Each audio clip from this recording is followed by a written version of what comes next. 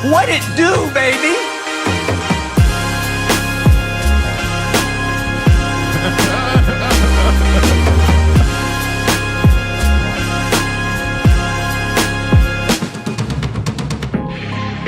Hide the money, y'all. There's poor people around.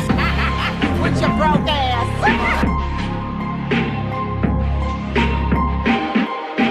What it do, baby?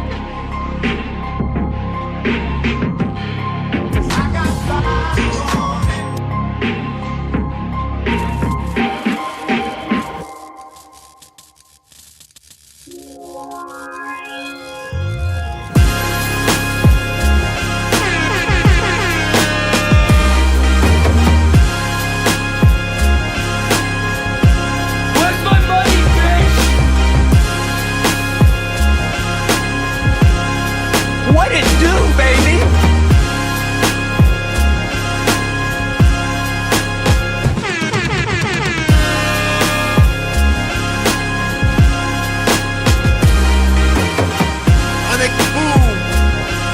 Acknowledge me. Top of the morning, governors. Right, it's time for biscuits and hot tea.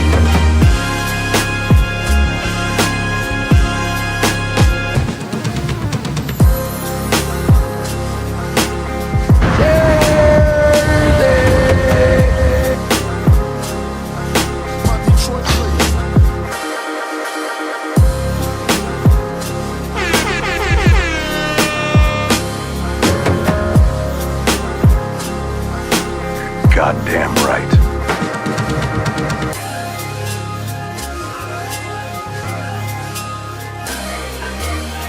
Bang! Bang! It's good!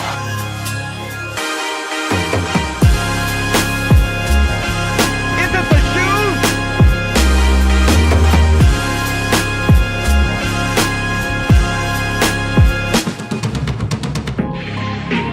Turbulence, people. What it do, baby? Goddamn right.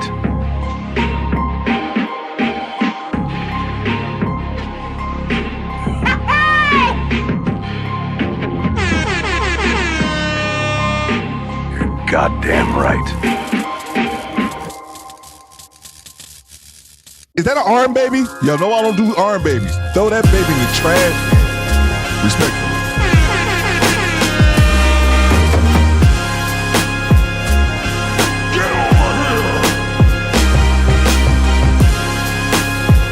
Goddamn right. Bang! Bang! It's good! Get to the chopper! Hide the money, y'all. There's poor people around. With your broke ass. Bang! Bang! It's good! It doesn't matter what you think! Order!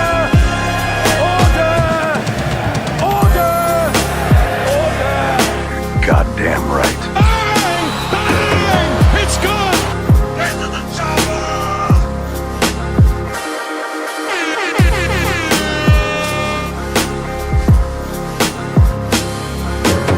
Top of the morning, governors. Right, it's time for biscuits and hot tea.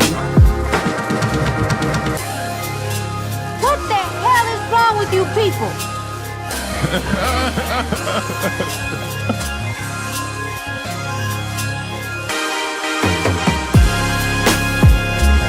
Bang! Bang! It's good!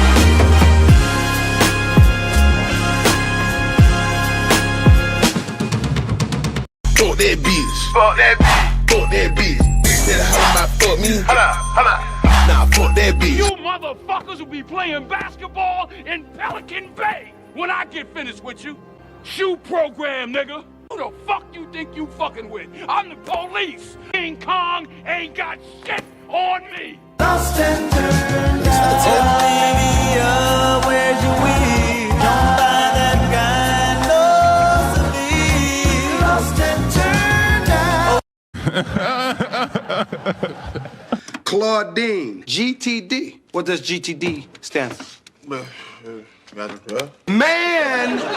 you are in a court of law. There are a lot of people in here. We can't hear you. Your Honor, you're going to have to make them speak up. What does GTD stand for? Got the draws, okay? Yeah, he got the draws. This is a man's world, but it wouldn't be nothing without a woman or a girl. Bitch, I'm from Baltimore, you say you was, I never see you. What part you on? I got some family on the Alameda.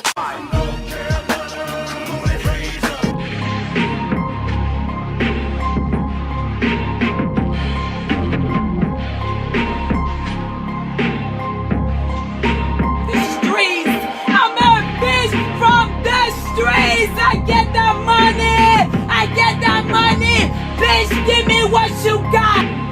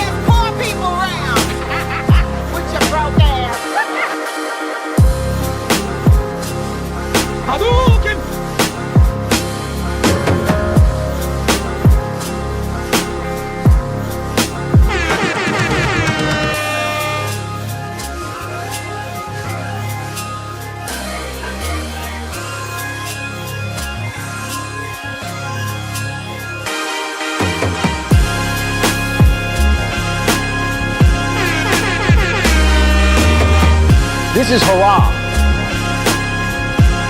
Is that an arm, baby?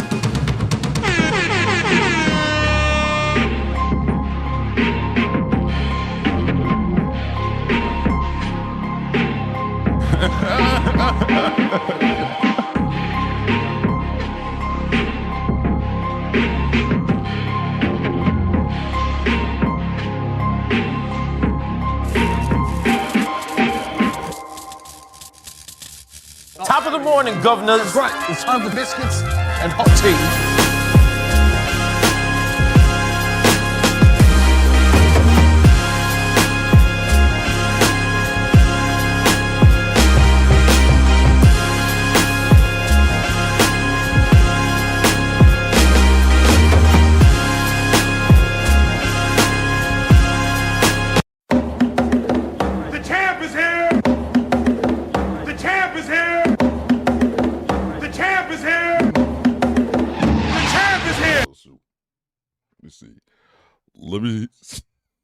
I'm laughing at y'all already.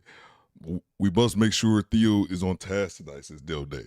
Let me see salute in the chat to make sure you guys can hear me. Salute in the chat to make sure you guys can hear me. You should be good to hear me. While you guys are doing that, I'll check my phone, make sure I didn't get any cash apps. Yeah, salute too. I think we had two. I saw Raging Half Asian. I see you down there in the chat somewhere, bro. I got you, Raging. Where you at, bro? Rip City, I'm from the Rip City. Rip City, Rip City, I'm from the Rip City. I don't play it that often. I forgot what it sounded like. Salute to Janessa Coleman with the $5 super chat. I see you, Janessa. Janessa Coleman says, do better, squad. Family. Thank you very much, Janessa. Here we go. Cool. Make sure, let's see. Make sure, let me know. Let me see salute in the chat to make sure you guys can hear me. Salute to the Raging Half Asian. Raging says, this time of day for the broadcast works for me. There you go, man. Bang! Bang! It's good! I know we, I was going to say late. It's not late. It's just used to doing the first thing in the morning. So salute to everybody. Okay, you guys can hear me. Okay, cool. Thank you very much, Janesta, as well as Raging Half Asian. I think Mr. Poombastic just hit me on the Cash App too. Make sure you guys are hitting the like button on the way in. What we got here? Let's see. And somebody else said they were going live. I think I saw somebody say they were going live at 8 o'clock. Y'all let me know who that was. I don't know if that was you, Mona D. Let's see. Give you 1 second here. Salute to Mr. Boombazic. He says for the afternoon show, call me bitches. I don't even know if I still have that drop, man. Appreciate you, Mr. Boombazic, holding me down as always. I got this drop though, man. It's a celebration. Congratulations! Oh my God. That drop is terrible. That drop is terrible. Okay, appreciate you very much. Let's see here. Let's see. Okay, cool. Don't be cutting into my show now. Okay. I saw somebody. Appreciate you very much, Chelsea. Appreciate you very much for the $5 super chat. I saw somebody say they were going live at 8, and I did not know that was you. Okay, Chelsea, I'll make sure to try to get it done before then. Salute to you, Chelsea's live line. Make sure you guys check out Chelsea. She's going live tonight, as well as Mona D, RM. I think I see Smoke and Talk in the building. Yes, let's see. All right, cool. Thank you very much, Chelsea. All right, cool. Let's get the show on the roll. Your boy Theo broadcasting live from Detroit. Let me know where you guys are watching me from. Let's go. Put those locations in the chat. Let's go. Thanks for the tip. Squad. What it do, baby? Where y'all watching me from? We gonna get it. Replay game. Salute to you, Melon. I see you out there working, Melon. Let's see what we got going on. Dale Day, I see you. Styles .973. Melon at A1. EJ, I see you, bro. Bang! It's good. My Cali boy. California. Let's see what we got. We got Charleston in the building. Let's see what's going on. What moment y'all cutting up in the chat already? I see that dude. I blocked the dude off rip in the chat. I just blocked the dude off rip. Bang! It's good. Started the show at 6. The show started at 6. It started at 6:01. And he talking about I'm late. Bro, what are you talking about? Hey, yo, what the fuck? Dudes are weird, man. They are weird. Let's see, we got Mississippi in the house. I see you, Prime Time. Jamal down in Atlanta. I see you, bro. ATL, ho. Where my drop at? Welcome to Atlanta where the players play and we ride on them things like every day. I see Vanilla in Atlanta. Where else? We got Pasadena in the house. We got Detroit in here. Where Detroit at? My Detroit players. Slip them on the D. We got Joe Smith in the house. Deep Virginia, 2 up, 2 down. From Virginia, where ain't shit to do but cook. Pack it up, sell it triple price, fuck the books. I need a haircut, bro. We get there one of these days. So listen, we got Detroit in the house. We got Mobile, Alabama. Roll Tide. Let's see who else we got. We got Portland, Oregon. Yeah, I'll do it again. Raging. Rip City, I'm from the Rip City. Rip City, I'm from the Rip City. Raging half Asian. Day 1 sub. Salute to you. Jimmy down in the 502. I see you. We got Baltimore in the house. Let's see. Oh man, I got the giggles already, yo. Salute to Mona D. Mona D says I'm closing in on 1K. Bang! It's good. I forgot about that, Mona. I think we just the other day. I forgot. I know you're over in the 900s. I forgot how close you are. So salute to you. Let's make sure we get Mona D to that 1,000 threshold. We got the homie TP representing Wolverine Nation and Arbor, Michigan, bro. Great to have you as always, TP. Don't kill nobody in the way in. Super spy TP. But I'm gonna stop saying that, TP. I don't want to have to blow your cover. Salute to you, bro. Let's see. I'll blow your cover. Then TP kills me. Salute to you, Tron. We got Charlotte in the house. Make sure you guys hit the like button on the way in. Thank you very much, Selena Mason. Make sure you guys are subscribed to Smoke and Talk. What day it'll, it's Wednesday. Today's Wednesday. Jesus. I got to do better, but we still here, man. Salute to everybody as well. Newcomers, what'd you say, Dale? Newcomers don't know. They can't mess with you yet. We'll call them out real quick. Yeah, people are weird, man. That's one of the things I say to my fellow content creators. People are just going to say the weirdest things, bro. It's just got to get used to it and realize a lot of people are just dumb. Everyone shouldn't have access to the internet. But hey, we all still here, right? They should have never gave you niggas money. Let's see. Okay, Mona D says, I'm at 969 subs. Okay, cool. Oh, yeah, you real close, Mona D, real close. I wanted, do you have the hours, Mona? I think you said you did have the hours. Let's see. The internet can be a weird place sometimes, says Joe Smith. Exactly, bro. Exactly. Make sure you guys are checking out Mona D right here. I'll go ahead and get Mona D pinned. Let me pin this to the top of the channel. And then, yeah, man. we can go ahead and get it started. Make sure you guys are hitting the like button. Let's see. Okay, yeah, thank you very much. It was Chelsea, Miss Coleman, as well as the Raging Half Asian for you guys. Super chats, and the homie Mr. Poombastic hit me on the Cash App. All right, cool. Let's get with it, man. Let's get with it. Let's see here. Yeah, subathon. Yeah, let's get Mona D subscribe, man. If you guys aren't, there's not that many of us in here right now, not yet. But yeah, if you guys aren't subscribed to Mona D and you're here rocking in this chat, I don't know what's wrong with you, but yeah, sub to Mona D. She's pinned right here at the top of the screen. Get her. She only need 31 people to get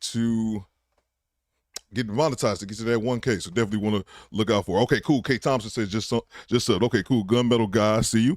The homie DeMarco, I see you. RM, TP as always. Let's see.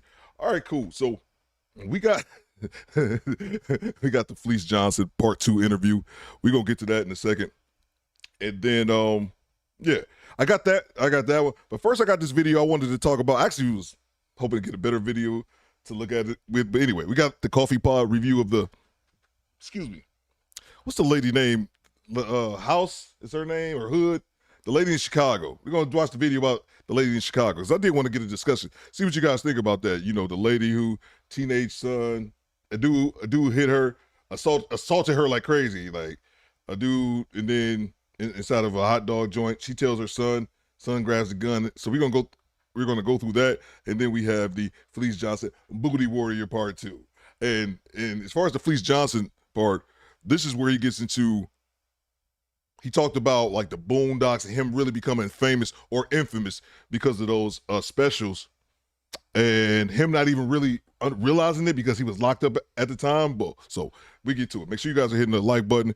Oh, there you go. Was it Chalisha Hood? Yeah, exactly. So I'm kind of mixed about that, because I did my video on it. Ultimately, I think no one won in that situation. Let's see. Raging says I'll sub the modem in my other account. Cool. All right, let's get to it, guys. Let's get to it. Let's see. Make sure you guys subscribe to RM as well. Let's get this video going. Let's see here. What we got? Okay. Joseph, YouTube, welcome to the Coffee Pod. My name is Chisha Zed. Drink the coffee, it'll make you feel better. Carlicia Hood, 35, and her 14-year-old son were arrested for murder on Wednesday. So this is a pretty popular situation that's been circulating everywhere, and I thought I would touch on this.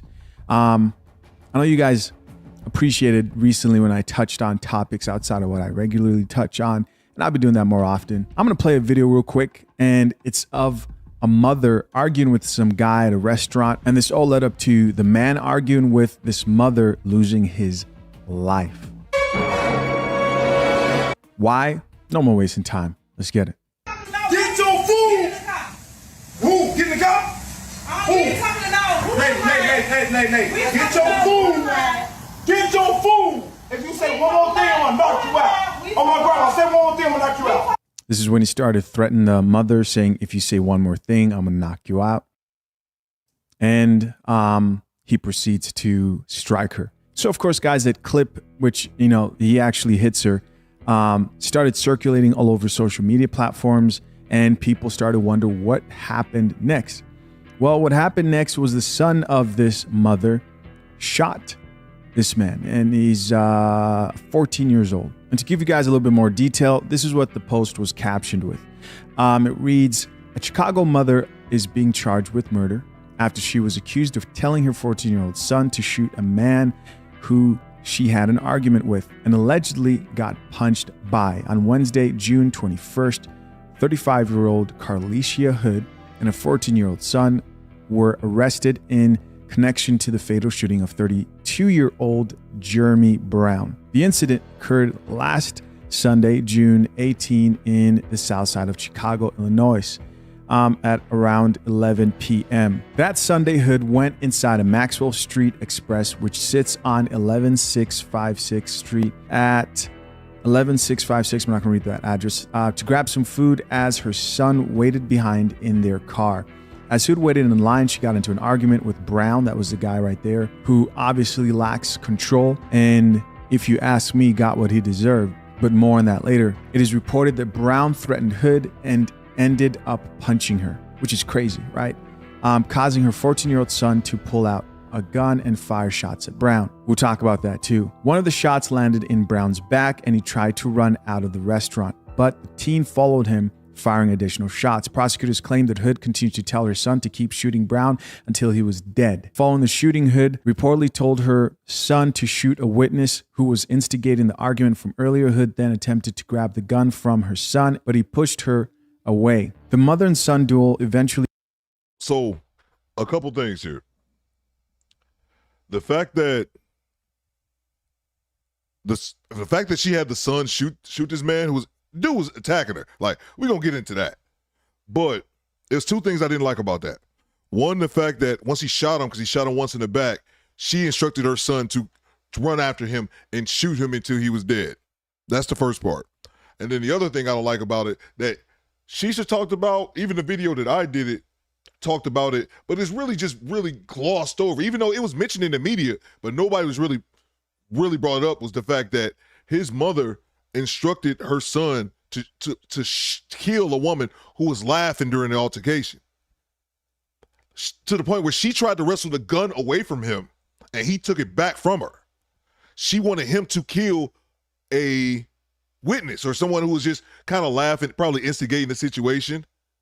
But so that's why it's like it kind of amazes me that this woman is getting praised and her son as well. In my opinion, before we even get to the video, I don't think there were any winners in this situation whatsoever. So let's get back to it. They got back into their car and drove back to their home. Prosecutors claimed that Brown suffered 2 gunshot wounds to the back and was pronounced dead at the scene. Okay, so that's the situation. And so what followed after that was this other headline that read, Chicago. Let me grab this super chat here. TP, what did you say? This happened to me today at Coney Island on Joe Road. 2 armed dudes and my 2 guns pulled out. Thanks for the tip. While I was watching Smoking Talk today, I let them leave with one of my guns pointed at each dude. Jesus Christ, TP.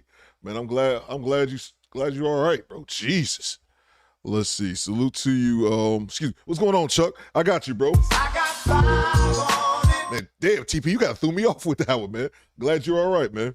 It's funny, TP. I literally today just mailed off my renewal for my CCW, because my thing almost expired. I didn't even realize it, man. I got about a month. I just mailed mine off today, bro. Appreciate you, Charles. I gotta get back to carrying all the time, man. Salute to you, EJ, with the $5 super chat. I got 5 on it. Appreciate having y'all. Make sure y'all hit the like button, man. We just going through this video, man, because I really want to hear you guys' opinion on this whole Chicago debacle, man, with this shooting. You guys let me know in the comments. Chicago mother charged with murder after allegedly telling I think he hit him twice. I think he unloaded. I don't know how many times he shot. They said he hit him twice. He shot him twice in the back. So he hit him twice. 10-year-old son to shoot man during an argument. And this is the story that was being shared around everywhere. And the problem is people didn't believe the stories that they were hearing. They didn't believe that that's what was going on. To many people, they saw this as an act of self-defense.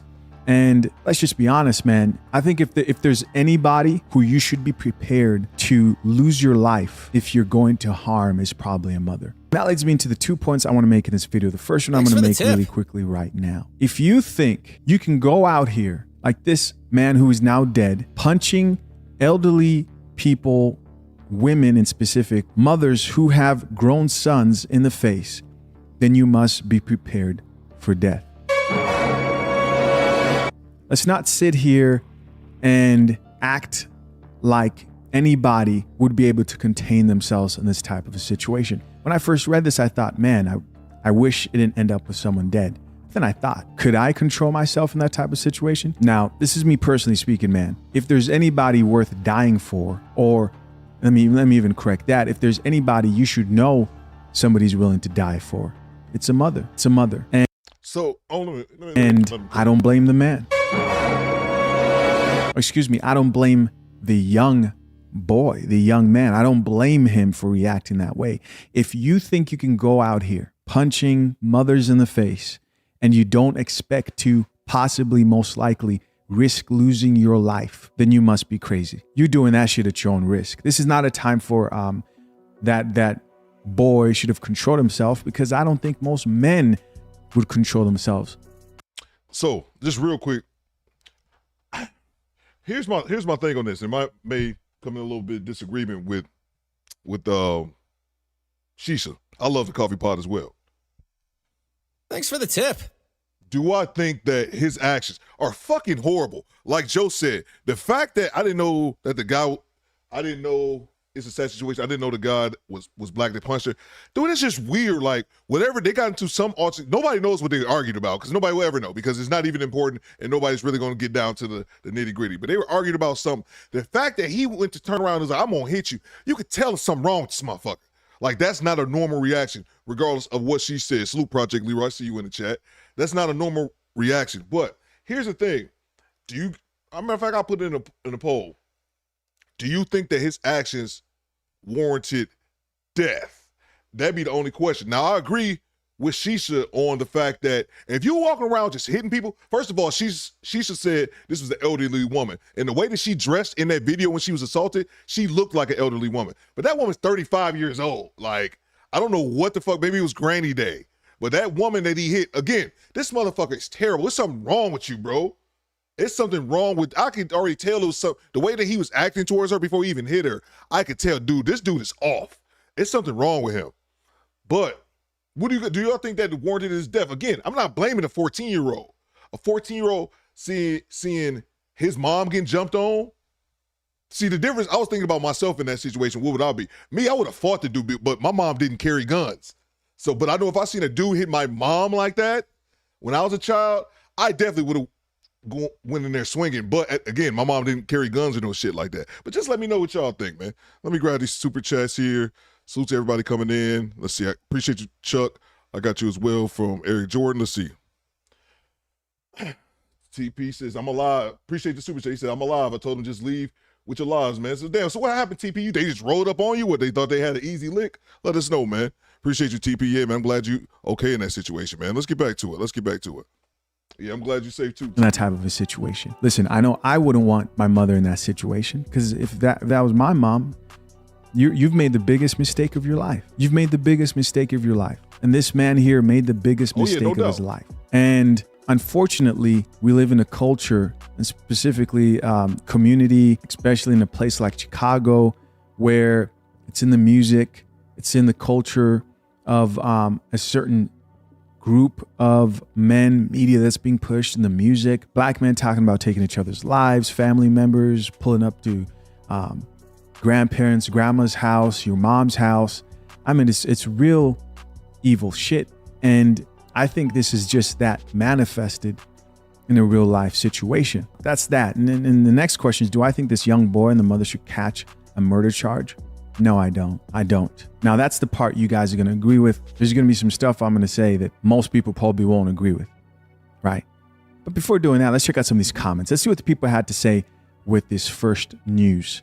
We grab the super chat here from the homie Gabe Zat. Gabe Zat with the 420. He says for L Hater Day. Appreciate you, bro. The announcement that they were getting locked up. First comment here says he did what needed to be done. Another commenter here says her son did the right thing. For his son, hold your head up. I think that's supposed to say for his mom, hold your head up, bro. The right lawyer, you can beat it. Somebody responded back to him and says, nope, he chased the dude down. Somebody else added, a woman here says, if it was my mom being hit, I would have chased his too.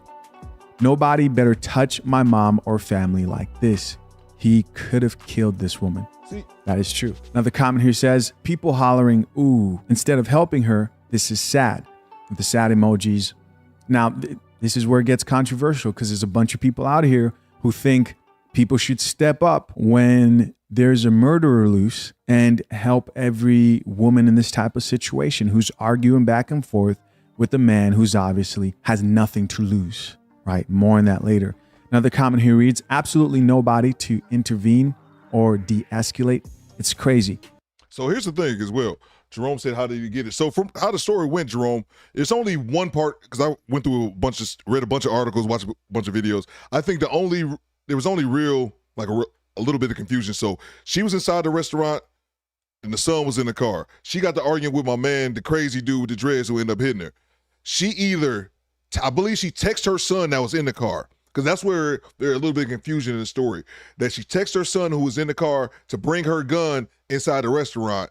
And then other people were saying, oh, he was already in there. Either way, I believe that's what happened. She texted her son like, we got to probably bring the gun in here. So then when the son came in there, that's when he seen my man hitting his mom. And then he shot her, and then he shot my man. My man ran out of the restaurant, and the mom instructed the son to chase after him and shoot him until, he was dead. So that's why somebody was saying in the chat, well, he wasn't going to stop until he was dead. That wasn't true because he shot him once in the back and got the fuck out of Dodge because he obviously got shot and he didn't have a weapon as well. So that's kind of what happened. So it was the mom's gun, who does have a CPL. So it was her gun that was in the car, which technically CPL, I have my license as well. CPLs, we call them CCWs here. They vary state to state for my people who don't have them. But I mean, me just being a gun owner, I know that she's in violation of having a gun. She had her gun in the car with the minor. I mean, that's something that you should lose your license over that anyway. But be that as it may, let's get back to it. More on that later. Another comment here says, nobody tried to help. And somebody else responded, but she got charged for murder.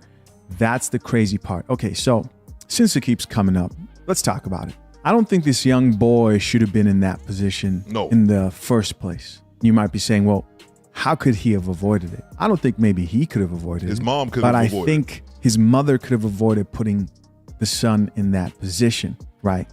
And that comes down to knowing when it's time to walk away and control your emotions to not put your son in jeopardy.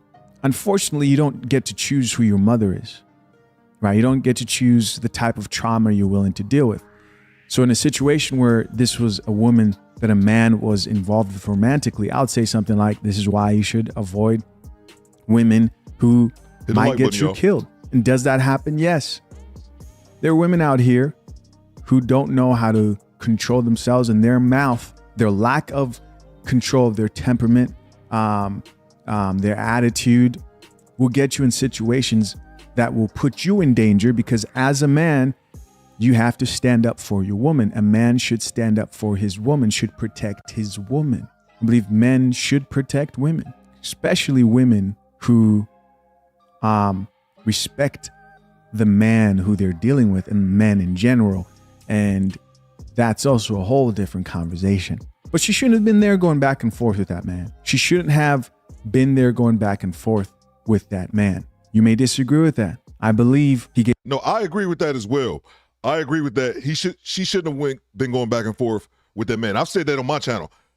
It's crazy enough for me that it blows my mind that women will hit dudes. But like, even before we get there, it shocks me that women will sit back and argue with men. You know why? Common sense, folks. Men are typically stronger, taller, bigger, and everything else. So it amazes me not only that women will fight men, that they will sit back and argue with men. And I always tell on my channel, don't be arguing with no goddamn man, ladies. Just don't do it. So whatever the situation is, whatever the situation, she was obviously arguing with this man. She obviously wasn't backing down about whatever nonsense it was. But at the end of the day, and I know Shisha's not saying that, but it's just before you have to say everything for the slow people in the back, that still doesn't give that man the right to hit that woman. Unless that woman hit him, it was no reason. And if you guys didn't see the punches, I'm not going to play the video. You can find that shit on Twitter if you want to. But he hit her three times. And when I'm telling y'all, he was trying to take her head off. He was trying to take her. He was trying to knock her unconscious. And he was weak because he couldn't even do that. But yeah. So, yeah. But I don't know, man. Gave a couple of warnings and told her what he was going to do. Listen, I know a bunch of people are not going to like what I just said right there. But if somebody's sitting there talking to a woman saying he's going to punch her in the face, a lot of women would have seen that situation and gone, you know what? Let's just walk out of here. I have my son. I have my kid. I don't want to be in this situation. I'm not saying that this is all her fault. Who knows what the lady has been through? Who knows? Maybe she might struggle with stuff her own. I don't know if she's able to shut that part of her off. And I know Project Leroy was saying in the chat, or somebody was saying in the chat, that the gun was unregistered. I didn't even know about that, man. It's all kind of details that's still coming out about that. And this is something, I'm glad Denise said this right here. She said she was wrong to argue with the man and her son will be damaged for life. That's something I said in my reaction video. That's something that I said. I said that nobody's even talking about that. The fact of what this 14-year-old is going through mentally after taking someone's life. Like he killed someone. They're calling this self-defense, and I'm not putting it on him. But the thought, like, I've never killed anyone. I served in Iraq. You know what I'm saying? Like, I've never killed anybody. So just imagine, I can't imagine with killing somebody, the mental toll that takes on an adult, let alone a child. Let's get back to it. I think this is a good example to other women, if you're in this position, to walk away from these situations, because as much as people don't want to hear it or not, especially in the black community, we're not living in a time where men are going to step in and protect.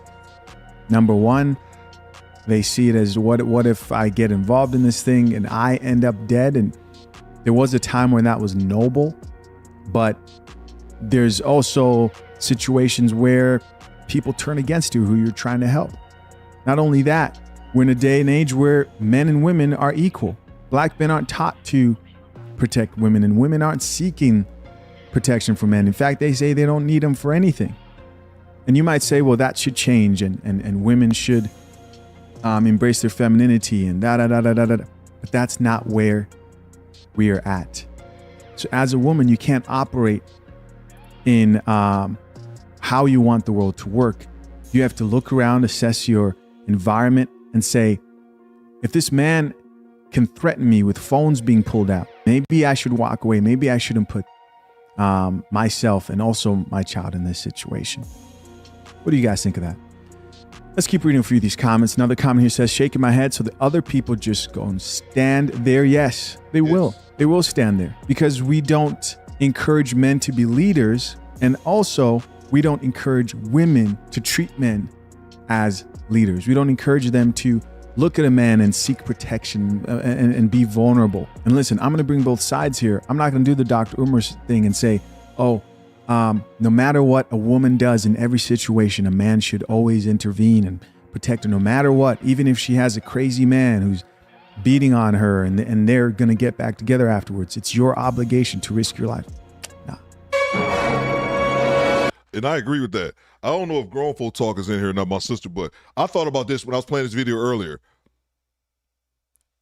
I thought about, have I ever seen two people get into it and intervene? I've only had two situations in my life where I've seen a man or a woman hit each other. One time I told that story about when I was with a friend when I was in the military. His wife hit him, and then he punched the shit out of her. Then they just started scrapping. And that moment right there, I realized, oh, y'all do this on the regular. Because they just got to fighting like it was a normal Tuesday. And I was like, and I just left the vicinity. And then the other time, I thought about this.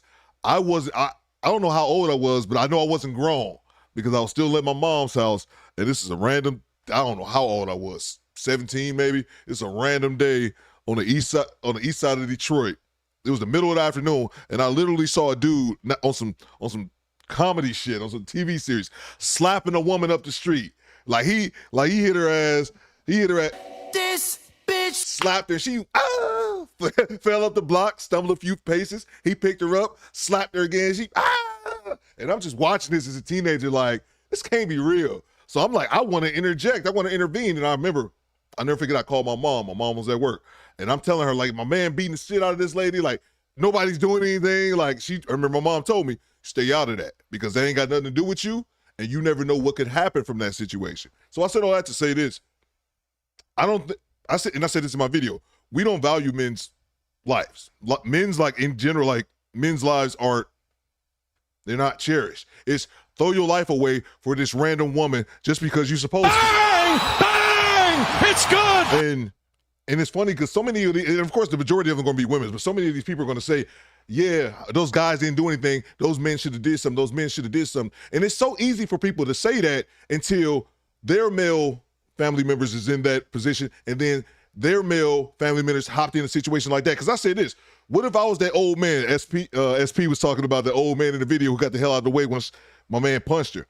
What if that was you, that was your cousin in that predicament, and then he got the hell out of the way, and then he jumped in there, and the son came over with the gun and shot him. A bullet ain't got nobody's name on it, so miss me with that. Any man should go out here and just frivolously throw his life away for a woman. Like, that's the noble thing to do. Get the fuck out of here. Respect. I am not saying don't do it. What I'm bringing to light is the very obvious fact that it's obvious men aren't inclined and they don't see the benefit in protecting a group of women who've practically said that they don't need men in their lives, that they're good all by themselves.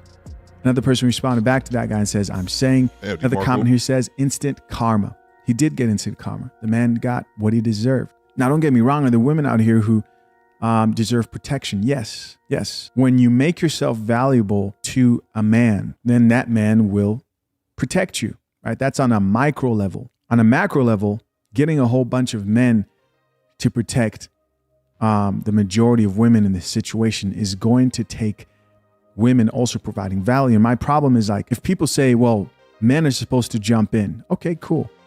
What are women supposed to do for men? That's of the equivalent. Nothing.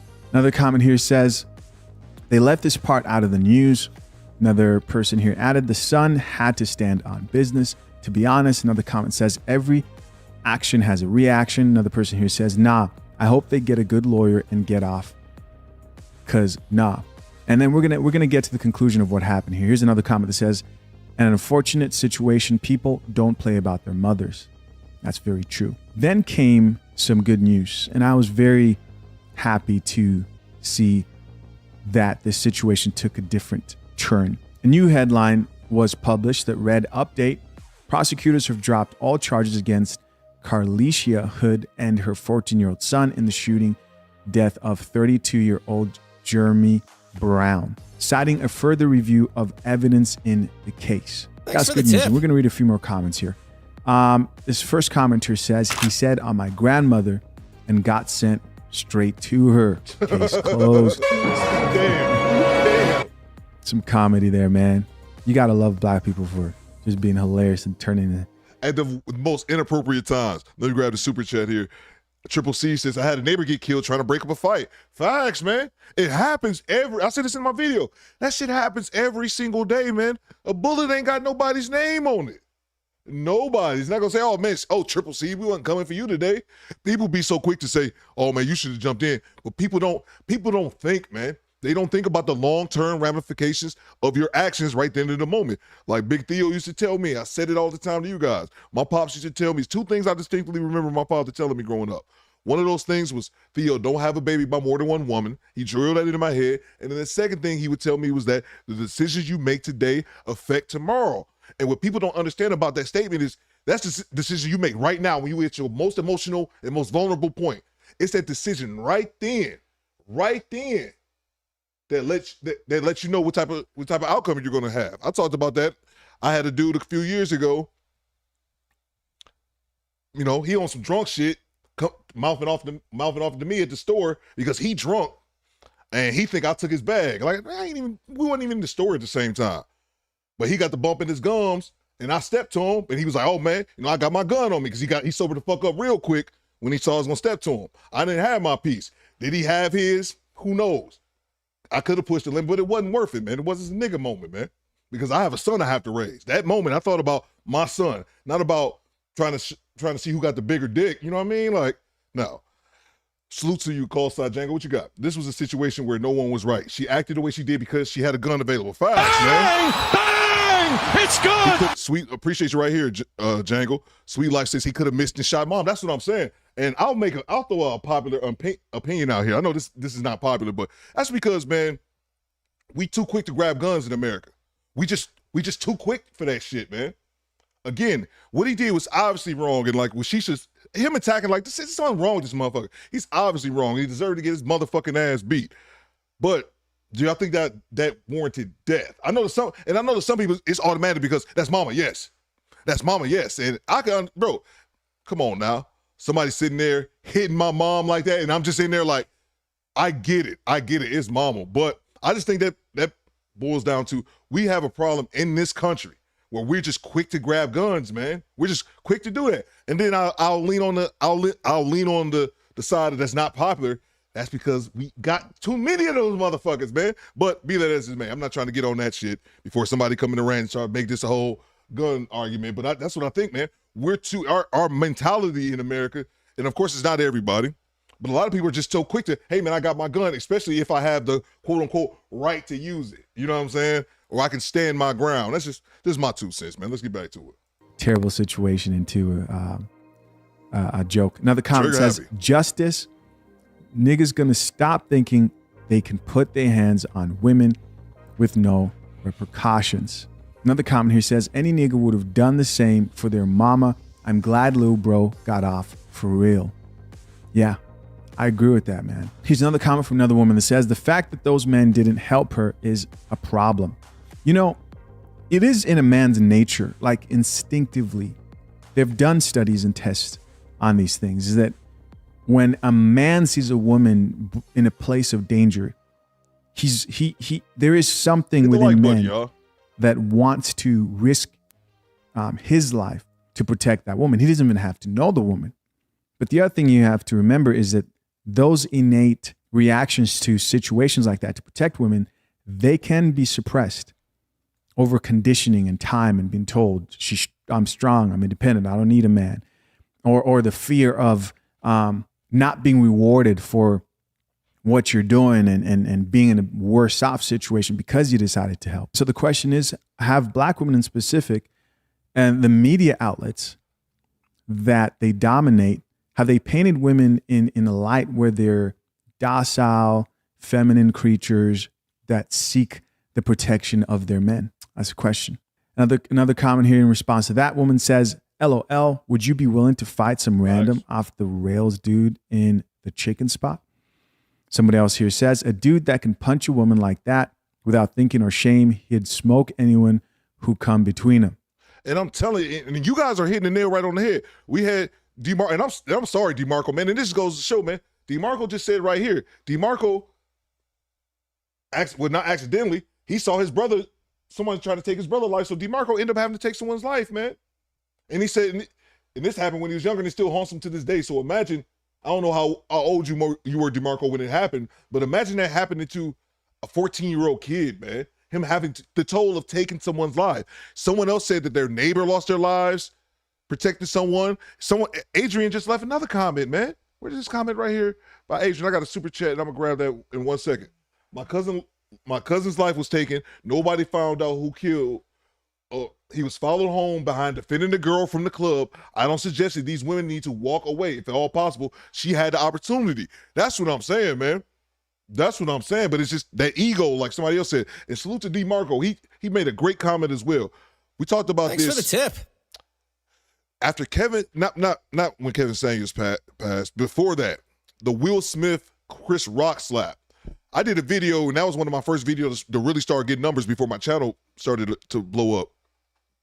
It was a video of a woman he talked to, she was around KS's age, a 50-year-old woman who was justifying that. And DeMarco was right.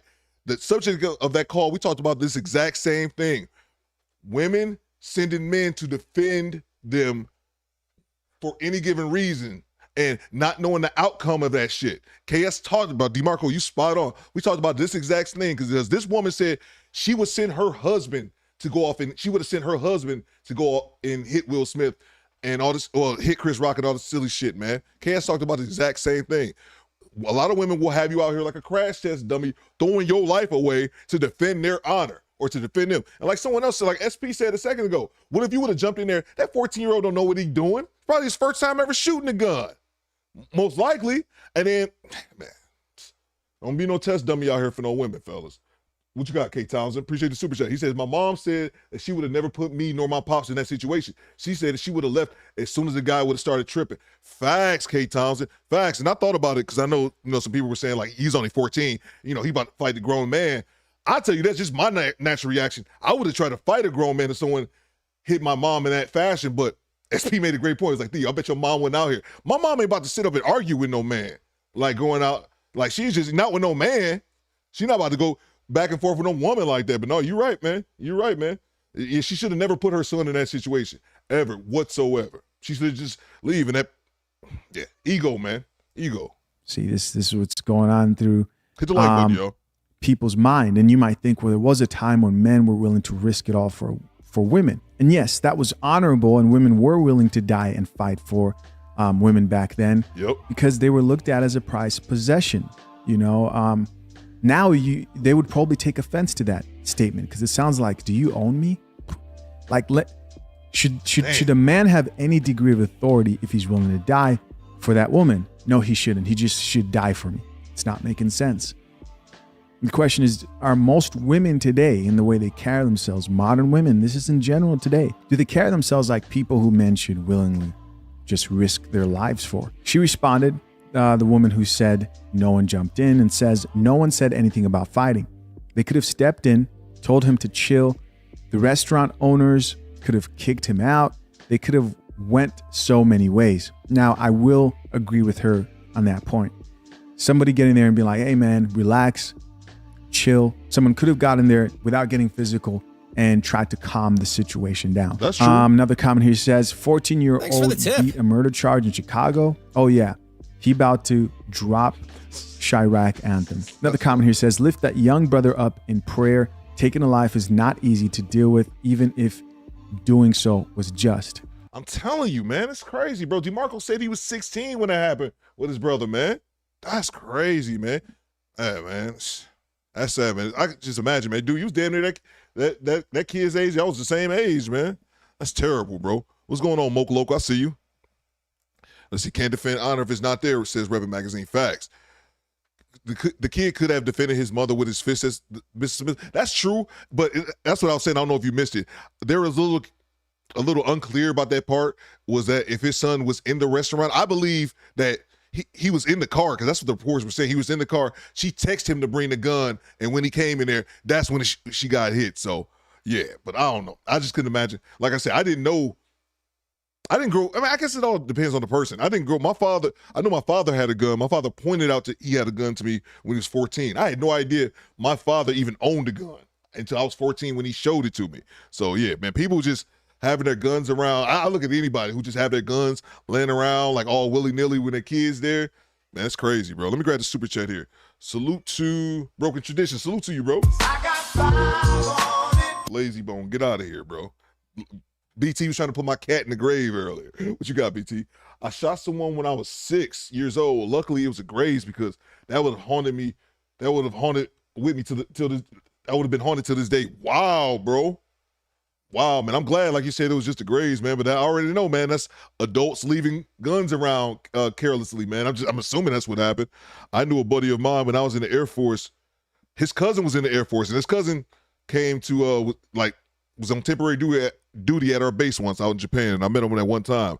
Years later, he told me that same cousin, his daughter, his 9-year-old daughter, shot him with a .45 by mistake. And he didn't kill him, but like he was down for the count for like a long time, man. Yeah, man, that's terrible, bro. That's terrible, man. Let's get back to it. Appreciate you, Broken Traditions, and make sure you drop your link, BT. Let me know. I think BT said he's going live tonight, so make sure we give BT some love. That is true. Another comment here says, you'd think a 32-year-old man would have a better handle on his emotions. Absolutely. Well, there's the old saying, F around and find out. How are we surprised? I'm not surprised. I'm not surprised. I mean, it's a shocking story, but I'm not surprised that there are 32-year-old men walking around who didn't have fathers in their life. That's some dude who never had a father in his life and never know how to manage their emotions. That's what women always talk about. They want these men to be an emotional man. An overly emotional man is one of the most dangerous men out here. You know why? Because they're unpredictable. You never know how it's. Selena Mason, salute to Smoking Talk. Selena Mason is married to a thorough dude, Brian Mason. Y'all know the OG Brian. He be in the chat all the time. Y'all rock Smoking Talk. Y'all know what I'm talking about. Selena is going to know how Brian is going to operate in the majority of situations because he's a masculine man. You know how women know how their masculine male counterparts, how they're going to react for the most part in the majority of given situations. Overly emotional men, emotionally unstable men are dangerous because you never know how they're going to react because they react in the same emotion. We talk about women, they're so focused on their feelings, even though their feelings are fleeting. It's the same exact way, except with men, it usually tends to be violence because men have more testosterone, and that's how they express their frustrations with violence when women do it more with words. So let's get back to it, man. Who lack emotional control. By the way, I saw some video recently of some guy trying to disprove that fathers in the home, or fathers not being in homes rather, even contributes to people not turning out right. Here's another comment that says, the way the old man dipped though. So in the video, there's the old man who went out. Another person responded to that chick and says he know how to mind his business. Another comment here reads, That GoFundMe money needs to be used to move them the F out. I agree. Now the comment says, what is wrong with some of these men? Like punching a whole woman? Emotional men get to the point where they have to use force. Weak men get to the point where they have to use force to get what they want out of a situation. And don't understand that sometimes you're not going to get what you want, right? The weakest men resort to forcing because they can't get respect. And so they want to put their hands on people, etc. No man should put his hands on a woman unless if she's, trying to take your life. Now that's a different situation. Here's another comment that says, nah, these days I don't blame people. And he's saying for people not getting involved. Too many innocent, good-hearted people have died behind others' foolishness, and it's thankless. People got too much going on. The son served justice in this case. No need for any more involvement. I did a video recently of a guy who got into altercation between a man and his wife at some Walmart, right? You hear Walmart, you hear altercation, you probably should stay out of it. He lost his life and his wife was trying to stop him. I'm sure you guys remember that video. And he lost his wife, he left behind a family, etc. So in a lot of cases, these stories don't turn out the way you think they would. And that man's probably in jail for shooting that husband and getting visits from that ex. Another comment here says, thank God for that video. It did save their case, I'm sure. Listen, as always, I'm curious to know, what do you guys think of this whole situation? I appreciate you for checking out yet another. Yeah, man. I don't know. Like I said, I know some guys say a 14-year-old fight a grown man. I get it. You know what I'm saying? I'm not trying to act. I said if I was in that situation, I would have fought him because my mother wouldn't have had a gun. So that would have been my only inclination. I wouldn't have stood, even if it was a grown man. If I was 14 and he hit my mom, what other option did I have? I wasn't going to be there just looking. Be like, hey, man, can you stop? No, because shit. I remember I squared up with a grown man when I was 15 or 16 because this nigga was 30. I'll never forget that shit. I was paying for something. I was on the East Grand Boulevard for my Detroit people. I was paying for something, and this nigga was tall. Way taller than me. Asked me for some change, and I remember I broke $1, and whatever change I gave to him. And he was like, little nigga, this ain't gonna be enough. And I never forget that shit. I was like 16 to 17, was like, nigga, well, what's good? Nigga squared up with that nigga. He was, all right, fuck out of here, bro. So I ain't acting like I'm tough. I likely would have hopped in there and got my ass whooped by that 32-year-old man. Don't get it mistaken. I just would, yeah, like I said. But my mom wouldn't be mouthing off at the gums like that. But let's get to it, guys. We all here for I was gonna say that right. We all here for the booty war. It's not exactly how I wanted to word that, but let's see. Joe Smith, that's a dangerous man. Men should not be acting like women. Exactly, man. Exactly. You can't go just reacting with emotion, man. I'm telling you. DeMarco made a great observation about. We talked about this during the Kevin Samuel video. That was like 6-7 months ago when I did the video. But it's like, it's crazy, man, because that's exactly what we're talking about. Women putting batteries in their sons or loved ones back who happen to be male to go out here and defend some bullshit. But let's get to it. Let's see. Click one if you like Do Better Podcast. Going live at 6. I thought you was going live at 8. Okay, I got your link up here too. Salute to Smoke and Talk. Emotionally available, react like women against other. I'm telling you, man. And it's sad, man. And I understand that lady she should have just shut her mouth. You shouldn't be out here arguing with no man. You shouldn't be. But that's that over masculinity. And somebody, I think Team Peterson, like, she's single. You ain't even got to do a story on her. She's single. But at the same time, I don't think that justifies him hitting her. Like, something's wrong with that dude. But hey, man, like I said, that's why I wanted to say in the video, like, I don't think even him hitting her, I don't think that justified getting killed. But then again, dude, you can't just be going upside somebody's, like, I agree with Shisha. You can't just be going upside somebody's mama's head and think you're just going to walk away from that shit unscathed. That's not likely to happen. Not the booty warrior, says Mona D. Let's get to it. All right, let's get to it. Theo Coop used to come on late when he was on. Oh, yeah, I used to do my Saturday show was late. Janessa, I used to do like 8 or 9 o'clock. Yeah, definitely. I have a ball at the gun range trying to get back. Yeah, me too. Theo played Call of Duty for real. He black guy. I don't know, bro. I don't even try to act like it, bro. Dudes be acting like they because they serve time in the military and they all secret squirrel, all that kind of, man. Nah, bro. I loaded planes, man. That was it. I'll tell y'all my Iraq story. Only guy really got 2 stories from Iraq. And I'll tell y'all those one day. They're not that interesting. One of them's funny. But Closest I got to combat in Iraq. I'm loading up the video right now for Fleece. The closest I got to combat. Joseph, YouTube, welcome to the Coffee Pod. My name is. Closest I got to combat in Iraq was, what the hell was I doing? I got charged with escort duty, man. Escort duty. I'll talk about that one day. I just had to go get a whole bunch of Iraqis. That was it. Let's see. All right, cool. Let's get to it. Fleece Johnson, y'all. So Fleece. And then everybody was talking about how low his volume was the last time. So I turned his volume all the way up so you can hear this dude because he speaks extremely softly. And then after this, man, I got a video premiering at 9 o'clock. Let's get back to it. Everybody wants to know about the, how did you end up on Lock Up Raw on MSNBC? I tell you that. First of all, I was in prison. I was causing mayhem, and then I eventually lay down. So they had what you call a skirt straight program. Bring juveniles in there, scare them, tell them shit that'll deter them from getting in trouble, you know. If you come to prison, you gonna be my boy, all that shit, right? Well, I was the one that can break them all down, make them cry and all this shit, right? So I forgot about all the damage I did in prison before I laid down. You know, the $200 million lawsuit that came against the state and all that stuff, they, you know, the hatred there, right, towards me. So MSNBC come in and the warden asked me to do a documentary for all the juveniles in America, worldwide. And at that time, like I said, I didn't think I was gonna ever get out of prison. I mean, I'm going on 40, I'm 30-something years in. So I said, fuck it. Maybe I could do a little good and help somebody, right? So I told them, I said, when I do this documentary, I ain't gonna tell them the shit that their parents told them. Stay out of trouble, you end up in prison. They done heard all this shit. This shit don't register. What I'm gonna tell them is gonna shock their conscience.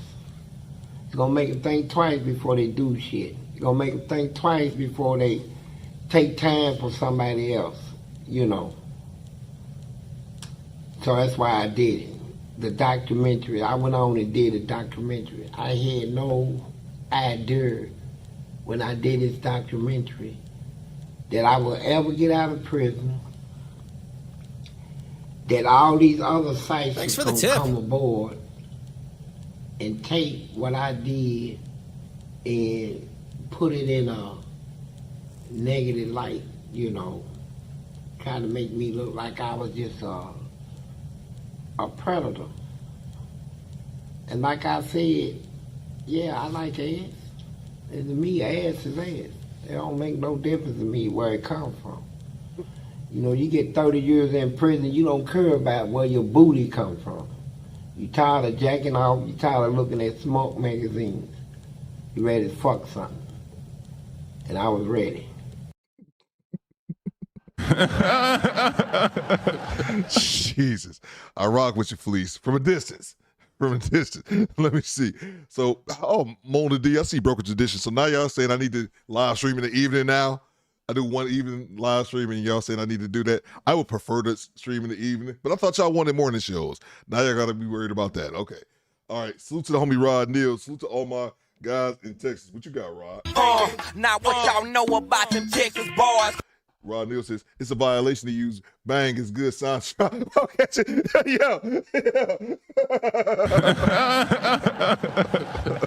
Appreciate you, Rod Neal. You're right, bro. You're right. Gotta be real easy with the wordplay around Mr. Johnson over here. Appreciate you, Rod Neal. Let's get back to it, bro. What about did you ever watch your character on Boondocks? I very seldom watched that. I watched a little of it, but it aggravated me because it's not my character. It's portraying me as somebody I'm not, right? You know, I don't have to run up on no motherfucker asking for no booty. It's a known fact, where I was locked up, I got pussy while I was locked up. Yeah. And that'll be another story I'll tell you about. But right now, back to this. No. You never seen it. You never watched the episode. I was that fucker that put that shit out. Mm-hmm. I forgot his name, but I can't stand him right to this day, right? And he took me and put me in a negative light to try to generate a lot of money and talk. But what he did is it hurted me because I go up for parole, I cuss him out. Because I didn't think I was going to ever get out, so I told him, suck my dick, fuck you, fuck Frankfurt, fuck all you motherfuckers. Kicked the chair over, walked out of the parole room. And they told me that same day, you got parole. The same day you kicked over the table? Yeah, and cussed them out. They said I had parole.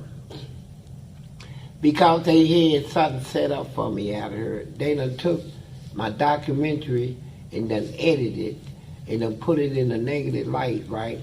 So they want me to feel this when I get out. I done caused them so much trouble in prison, so they want to show me that they're going to give it back to me when they put me on the streets, right? So every time I get a job, this shit'll come up. Bro. Booty man. Bro, hold on. My bad, I gotta use it. Bang! Bang! It's good! Got the super chat here from Janessa Coleman. But if you guys peeped that, he said, thanks for the tip. Listening to this, because I listened to like the first 15 minutes of this, and I was like, why am I listening to this? I was like, I can just blind react. So I heard this part, but this caught my ear specifically.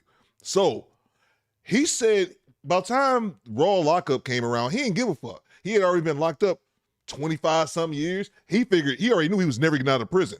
So he didn't really care, as far as what he said under the documentary, because he didn't think he was getting out. But they released him after, some years later. And I looked it up because somebody was saying he's been out for years. And I looked it up. It really hurt. It says Fleece Johnson. Bro, stop, bro. Stop. He was released in 2016. And then he got arrested a few days later for armed robbery, and he was locked up again. He was locked up again in 2016, and he was released last year in 2022. But think about that from a psychological standpoint. The prison system was like, you know what? This bastard been giving us hell for 40 years. And this documentary got him looking like a goddamn rapist taking men butt. You know what? We're not even going to keep you in here no more. That documentary is out on the streets. The documentary, plus the Boondocks episode, your name is dirt out here. Go ahead. For 40 years of you fucking with us, we're going to let you out. And you see what he said. He couldn't keep down a job. He get out. Think about how foreign that is to him. I know people who've been in jail like a long time and they get out and it's like so much time has passed. Everything has passed. Some are just so slow catching up to technology and things like that. And then just coming out knowing like you famous for taking men's butt. That's what you're known for. Like, Jesus, bro. Let's get back to it. Thank you very much, Janessa says. Hit the like button for Brother Theo. Fast. Bang! Bang! It's good! Let's get back to it, man. Hit the like button, y'all. Motherfuckers taking their ass and all this shit. And motherfuckers would fire me right on the spot. When they do background checks, I'm at the door. Weave check. I got over 30, 40 jobs done like that. But, it didn't, I'm the type of nigga I don't give up and fuck them. You put me to the test, I go out there and get my money, any way I can, And I was trying to demonstrate when I got out of prison that I turned over a new leaf, I'm done with all that crime shit, But I can go back into it. You can go back into what? Crime. If I had to, I'm not gonna sit out here and I got a wife now. And yeah, that's another thing. My wife know all about this shit. I told her about it before we got married, right? And she talked to the wardens at the prison. And they told her straight up all this shit is basically just hyped up shit. Coming from different sites, trying to make money, trying to make me look like something I'm not, I fucked some ass in her. I ain't gonna lie about it. But I didn't take it. So that's what it seems like with him. He seems like he's offended at the notion that how it portrayed him is like he's a rapist, like he take it. But let him tell it. And I admit, he said that through the entire hour. He said that on the first interview. He was like, you ain't got to take nothing. They give it up. So that's what I think it is. I don't think he have a problem admitting that he had sex with dudes. Like, he admitted that. But he don't like the notion that he was labeled, that he took it, that he's a rapist. Because you got to remember, at the end of the day, these hardcore gangsters, these hardcore dudes that did a lot of time. And you know the things that they don't respect is people who grape and people who touch kids. Like, those are the two deadly sins. So he doesn't want to be labeled as that. That's what he's more upset about than anything. But I just think that's a trip how the prison did him. I know Derrick Gaines said, I don't feel bad for him. Me neither. But I just think that was a trip for the prison to be like, you know what? You've been a headache for 40 years, and you infamous now and don't even know it. Have fun outside, bitch. And he old now. He too old for crime, so now you just got to live with it, man. This is crazy, bro. Let's get back to it. What about, I'm going to back up a little bit. What about the type of struggles you had? Facts, BT. You told me a story about them taking you down to the basement where Death Row was. Man, let me tell you this. I'm glad you brought this up. Eddyville, they segregation system. That's what we call the whole segregation. That's where you go when you get a disciplinary report inside the prison where you done misbehave and the guards come to you. Like out here on the street, they put you in jail. In there, they put you in the whole segregation when you do a wrong or something violating the rules. They put me in segregation. Thanks for the tip. Let me see. Yeah. This people were saying it's a little late stream. Yeah, man. Switch it up today. I was busy all day today and was figured, hey, I'll still do a late stream. Oh yeah. Side note, I'm not doing a stream in the morning. Bang! Bang! It's good. I thought about that. I was like, man, this stream will be in a little bit later on. I was like, I'm not doing a show in the morning, but rock with your boy. At 9 o'clock, I got a video premiering. Boyce Watkins gets roasted again by Corey Holcomb. And it's funny. And it's great because I did it. Not really. Let's see. Salute on me, Don Jeter. I got a feeling Don clowning me. He says, please watch YouTube. He gonna see a video and say, I likes it. And I want it, Theo. We can do this the easy way, or we can do this the hard way. bro, Fleece, I got 2 words for you. Access denied. Fuck out of here, Fleece. You better go back to your life. But I said this, Don Jeter, on some real shit. I don't want no smoke, Fleece Johnson. I don't want no smoke. We did one reaction to you yesterday, another live stream, and I promise I'm done. My man even cut these up into like 8 individual. He got so many videos. I'm like, man, I can just do my own individual reaction out of that. I'm like, nope, because I don't want no smoke, bro. No smoke. Access denied. I don't want no problems with Fleece Johnson, bro. Appreciate you, Don Jeter. Let's get back to it, man. Make sure you guys are hitting the like button. I don't even know if I want to talk about this shit for real. I saw that. It kind of pissed me off. Well, fuck it. I'll talk about it. I'm sorry, last time stopping it. Yes, he is married to a woman. I don't know anything about this woman. Yes, he is married to a woman. Yes, he has a woman. Somebody said it. What type of woman would marry? Man, it's more women than men. They will take damn near anybody. Yes, he is married to a woman. And yes, he got out in 2016, was arrested again, and then he just got out, I think it was growth talk with COVID. He got out again last year, about a year ago. Only inmate in there that stood up against him. I'm not going to sit down and tolerate a lot of disrespect. Feeding me any way you want to feed me and treating us the way you want to treat us. When we go take showers, all the towels and stuff is dirty and they stink. All this shit. So they locked me up one day, put me in the hole, and they put me in a cell that was leaking water. I mean, the floor was just covered with water. So I called the guard. I said, can you put me in a better cell? I said, there was some cells empty on my way to this cell. He said, no. I said, can I speak to a lieutenant? He said, lieutenant's busy. So I started hollering, lieutenant, screaming it. Some motherfuckers gonna come up here and get me out of this cell, right? Lieutenant come up here. So he claimed that I was disturbing the walk. Told me, turn around, be handcuffed. So they took me off 11 and 12 walk all the way down to 15 walk. That's one of the lectures there. Down there you got rats come up through the hole in the toilet. That's how nasty it is down there. You be sitting in your cell and a rat will come up through the toilet. Yeah, a rat. And the toilet is set in a square brick block. They I'm having this Project Lever cigar. got a brick wall around the toilet, square brick wall. So when you sit on it, your feet will be flat out like that.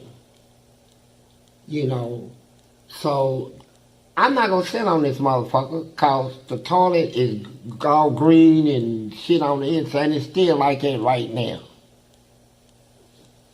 So I get over and squat and shit. You know, but when they put me in that cell, he said I disturbed the wall. So the policy back in was 4-point restraint. I mean, strip you down naked, change your arms and your legs to a steel bed, naked. And it's supposed to be for 3 hours. Well, down there in the wintertime, it's about 100 degrees. It's the summertime, so you can imagine how hot it was. So I'm laying down there. I went on let them put me in 4-point restraint, butt naked on the bed. I started sweating real bad. So I said, fuck it. I'm made, aggravated, so I go to sleep.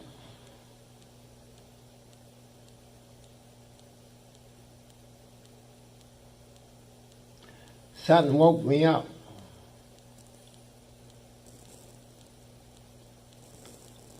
And it was about It was about 500 flies buzzing in the crack of my ass, bro. Hey, yo, what the fuck? I beg your pardon? Sir, what did you say? Flies. Sound like I had a vibrator in my goddamn ass, right? So I'm pissed. If you move, they go deeper.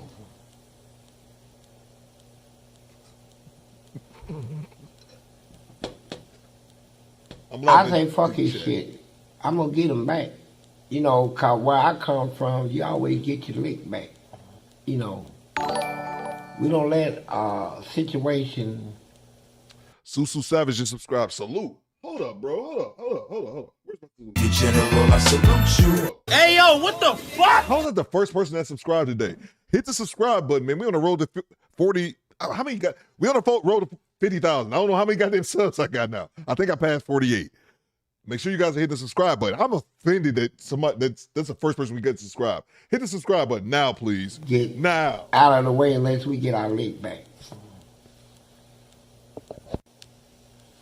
So when I came up out of the hole, after dealing with them flies, I'm feeling like something died in me, bro. So I come back up on the walk. They took me out and put me back in a regular cell. I said, I'm going to get any one of these motherfuckers back. So I'm the one that invented the shit wall in Kentucky State Penitentiary.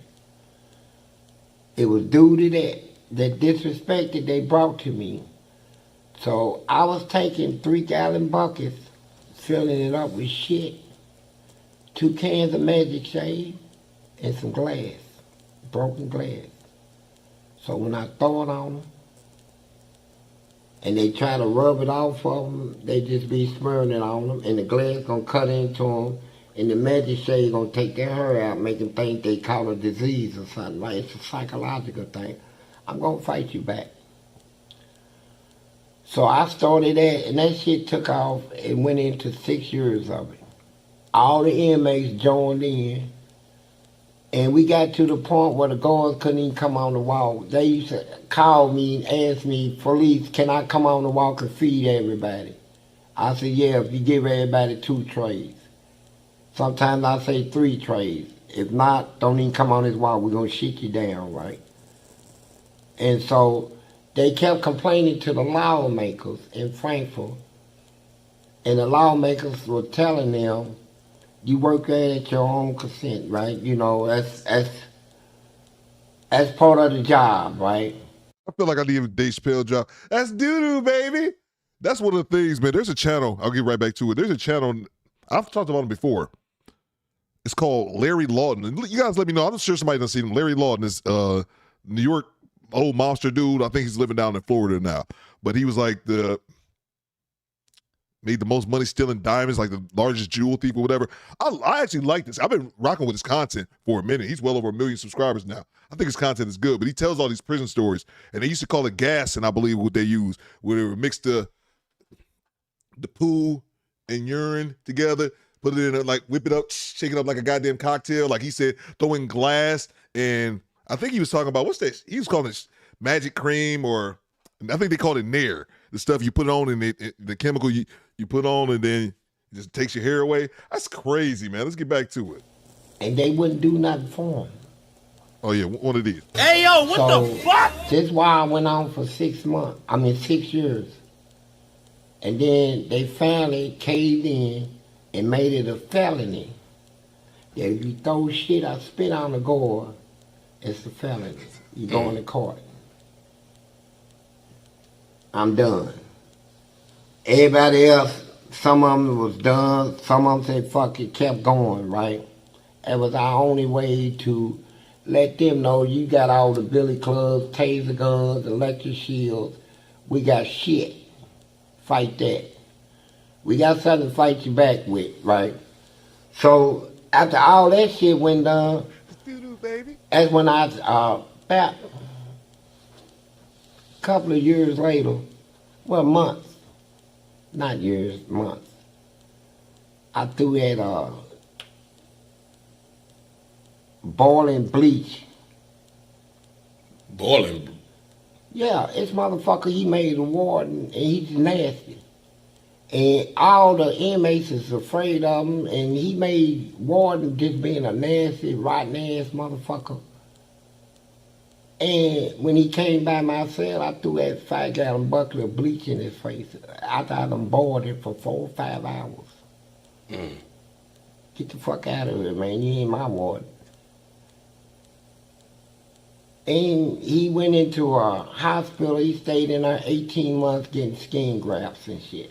Bro, he hit the warden. Salute to you, Dusty Ninja Boy. Dusty Ninja Boy was our show sponsor yesterday. Salute to you, bro. He hit the warden with a 5-gallon bucket of boiling bleach water. The warden had been in the hospital for 18 months getting skin grafts, bro. Hey, yo, what the fuck? This dude was the hardcore menace. A felony that will ruin all the fun in prison. Bro, but it sounded like AD before then because he was locked up for so long. He was locked, like he said in the other day, he was locked up back in the 70s before they even had like Department of Corrections, you know, like prison gear, you know, like the orange jumpsuits. They was walking around there in basketball shorts chilling and shit. So, and he just said that before that, you can throw all the bodily fluids. I guess that's a better way for me to put it. You can throw all the bodily fluids you want to somebody till eventually they made it a felony. And he claimed he was the first one to do it. Be proud, Fleece, I guess. A criminal genius like the homie DeMarco said. Let's get back to it, bro. And at the same time, I'm still fighting them on all other levels. I'm gonna let my man take over because shit get me frustrated for real. I'm letting him tell me, direct me right here because I'm getting frustrated, and just to talk about this shit is to relive it, and to relive it is to all your bitterness and frustration comes right back out, and my whole day be fucked up. Well, let's, I'm gonna let you get back to that. What happened to your teeth? Oh. And it's crazy because if you guys remember the Raw thing, he had a mouthful of teeth. I don't even know. I think I only watched like a couple more minutes of this, and I don't even know how the story ended. And then I'm blind reacting to the rest of it. I got in my teeth. I had a full set of teeth. I mean, yeah, he had a full pair. Pure white. It's perfect. I don't know what happened to his teeth yet. I'm curious. Well, I'm in a hole, so I'm getting in a fight with this nigga they said been in the army. Everybody telling me, don't fight this nigga, man. This nigga no judo, karate. I said, fuck all that shit. Nigga, I try whoever. You disrespect me, right? You just got to whoop me. So when we came out of our cell, I ran up on this nigga and I swung. Man, I hit this nigga with everything I got, bro.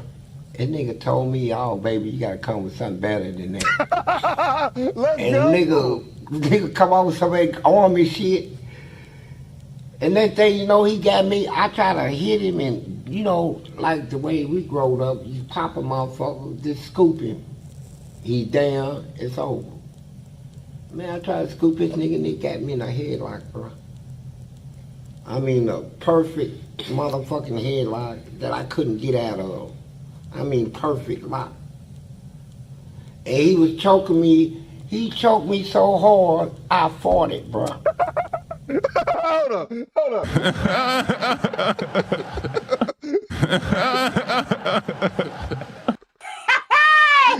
And that's when I panicked, right? He said he farted. I said, this nigga's killing me. And all these motherfuckers standing around, I'm waiting on the motherfucker to break his shit up. Motherfuckers standing around just looking at shit, right? So I bit him. I bit this motherfucker. And when I bit him, he hollered, ouch. And he swung and hit me right here. And I thought he broke my jaw right here. I couldn't open my mouth. And that made me panic even more. So I'm doing like that, trying to break my mouth away from him. And then realize that I done tore all this open. I locked on this nigga, man. Like a pit bull. Yeah, I locked on him. Tore all this shit open. So here's what happened. And he was a guard, right? No, he was an inmate. He was an inmate? Yeah. One of them big, massive motherfuckers come out of the military. They got a lot of them motherfuckers in prison. Motherfuckers come out of the army and shit, right? And so, when I seen the damage that I did, he got 32 stitches. I said, God damn. Shit. That's what I want to start doing, biting these motherfuckers, man. What, bro? What? Hey, yo, what the fuck? Hold up. My bad, wrong one. I beg your pardon. So, okay, I thought he was gonna say dude knocked out his teeth. Apparently that's not what it was. But he choked him so hard that he farted, bro. Fleece is one of those people that's inadvertently funny. He's funny. It's like, not he's trying to be funny, but he's just funny, man. Let's get back to it, bro. Jesus. And so, the next fight I got into, I bit this motherfucker, bit his ear off. So now he's just biting people. So when I, you know, in the whole, we get to go to the prison hospital, fill out you know, when we want to go. So somebody went there and come back and told me that they seen the dude that I was talking about biting his ear off. They say, man, he had both ears. Told me I was lying. I said, bullshit, I ain't lying about nothing. I knew I bit it off. But when I seen it for myself, I told myself, the next time I bite one of these some bitches, he ain't gonna get it back. I'll swallow that motherfucker before I give it back to him, right? Bro. Hey, yo, what the fuck? Bro, I gotta take me a fleece break. Let me take me a fleece break for a second while I grab the super chat. Bro, what are we talking? I have a hard time understanding Atlanteans when ATR I got used to. Yeah, I think he in Kentucky. Yeah, he do got a hell of an accent though, bro. And like I said, he talks very, very softly. I had to turn the volume all the way up. At least you guys can hear him now. Last time it was very hard to hear him. So let's see. Salute to Quick 504. What you got, Quick? What you got, Quick? Here, Quick, I got something for you.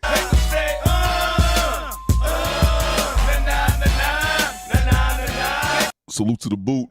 Quick says, dude crazy and comical. Yeah, man, he is, bro. He's funny without even trying, bro. I would not laugh in his face, Quick. Let's get back to it, man.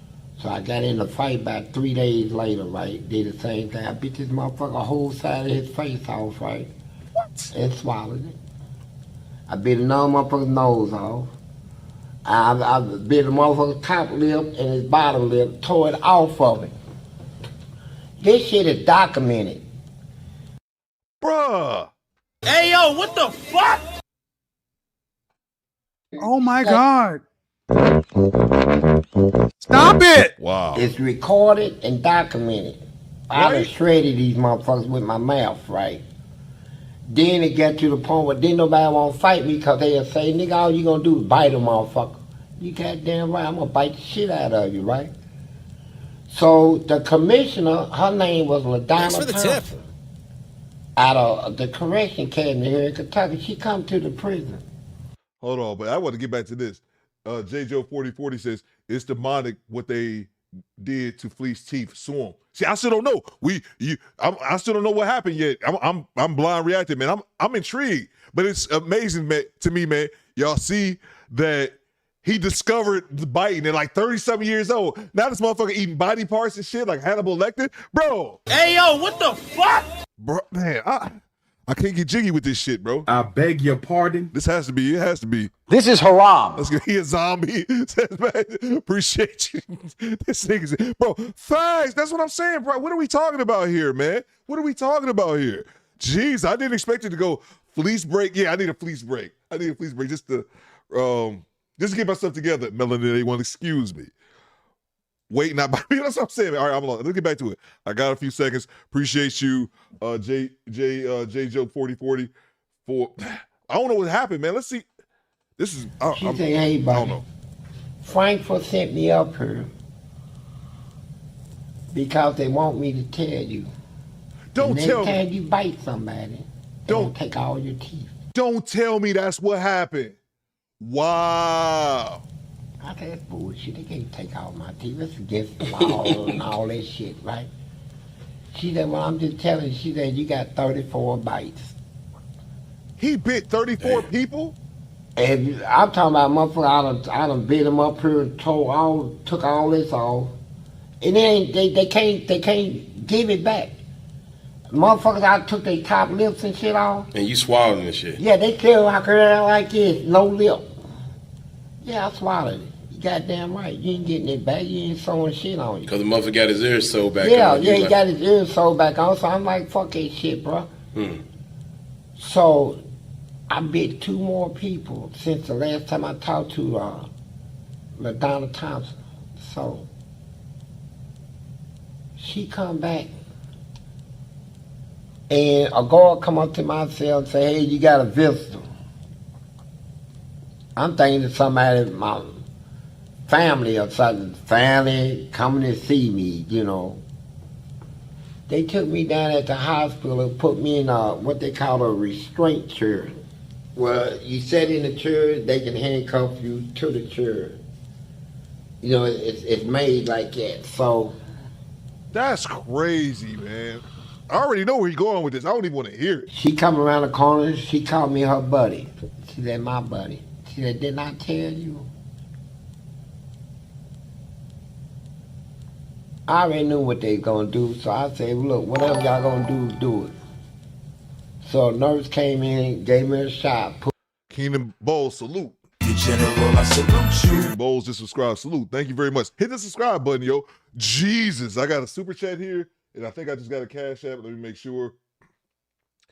Man, this is disturbing, bro. I was wondering where I figured after the first story, oh, somebody just knocked out his teeth. Like he got, you know, he ate a knuckle sandwich or two, and then all the teeth flying out the way. They came and took his teeth, bro. But at the same time, of course, that's extremely illegal, and that should not happen. But he bit 34 people. Hey, yo, what the fuck? And then he just said he bit 2 more. The warden, whoever the lady was, said you got 1 more time. He bit 2 people before they came and actually did it. But wow, man, I cannot believe that happened. Salute to Mr. Boombastic. I think Mr. Boombastic, I think you sent this a while ago. Maybe I just didn't see this one. My bad. He says, for Let's Bring Floyd Out, the likes are bad and you cook it. My bad. I think we got all right with the likes. My bad, Mr. Boombastic, for not seeing that at the time, man. How we looking on likes, by the way? Bro, he said, I need Angie shit. Auntie, chill. Dude, what are you on, man? Malcolm was right, said I haven't felt nervous about any man in a couple of decades. This dude, I'm straight up, bro. And that's what I think is men. Men don't typically, if you on your school, you don't typically fear other men because this is another dude. He's only capable. He's capable to do. You're capable to do anything to him, just like he can do anything to you. But dude, I have no problem admitting. Dude, I would stay the fuck. This dude scares me, bro. Apologize, Fleece Johnson, if you ever see this. I know you were in the chat earlier. Let me grab these super chats here. This is crazy, man. This is crazy. Just wait till he try to get him back, says DeMarco. He's stupid, bro. Project Lever says, I can't eat anymore tonight. I have to watch Facts, man. I did not know this was going there, bro. This dude turned into a part-time zombie. He a part-time walker. I wonder how much that pay. What is going on, man? Salute to you, Project Leroy. What you got, Quick? Quick says, Fleece probably was trying to gun me. You got to get a gum job. They said, yo, I admit, my pops, a couple, like 2 years ago, my pops moved into where he's staying at now. And the dude down the street from him, he don't have no teeth. He's a drunk nigga, but he always come, help make a couple dollars, do some manual labor. And I just watched this dude. You ever seen somebody with no teeth eat a chicken wing? I was glued to that shit because I've never seen that. He got it down, just nibbling away. Let's get back to it. I'm distracted quick. Stop distracting me. Appreciate it. This shit. Auntie, chill. Y'all stupid, man. No teeth at all, says Janessa. Facts. Let me see. Okay, got that one. Appreciate you, quick. Salute to New Orleans. Okay, I need a joint. Facts, bro. Light them if you got them. This ain't the morning show. This ain't the morning show. Stay off the damn weed. And they don't listen. Yeah, I'm usually on in the AM, so I'm about to blaze up too. I need this. Smoke them if you got them. If you got a drink, with Smoke and Talk, say pour up a cup, man. Salute to you guys. J. Joe says, did a Chicago prison black site torture experiment? Facts, bro. I forgot about that, man. I forgot hearing about those Chicago black site prisons, man. Yeah. Dude, this is crazy, man. I did not expect this. A knuckle sandwich, says Corey Joe. I did not expect this to turn this way. I just assumed he got his teeth knocked out messing with the wrong people because it sounded like the army dude was going to fuck him up. And that's what I thought happened. What you got, Joe? Joe says 150. I shouldn't even read this. I should just keep it moving. I'm going to read this. We get right back to it. Joe says 157 Duke shoots, 36 bites, forced dental surgery. When you're an inmate, you're a property of the system. Man, I didn't know that they could do that, Joe. Like, don't get mistaken. I've never done any time. And I know some people in the chat have. I noticed a big similarity. Me and Styles Point talked about this shit damn near a year ago. I noticed a lot of similarities in prisoners and military. Like a lot of correlations just we seem to be making. Somebody will say something that's like a prison reference, like, oh, I know that from the military. So that's what I see a lot. I didn't know that gotta be illegal. That has to be illegal for them to do that. I mean, it's likely nothing he can do about it. But yeah, let's see. Thanks for the tip. I want to get right back to it. Salute to the homie J. Joe again. He says Becky pound reduction. He did 33 years. He cool. Facts, man. Let's get back to it, bro. So when I woke back up, I'm gonna check him out. Banky Pond took all my teeth out and sold my guns.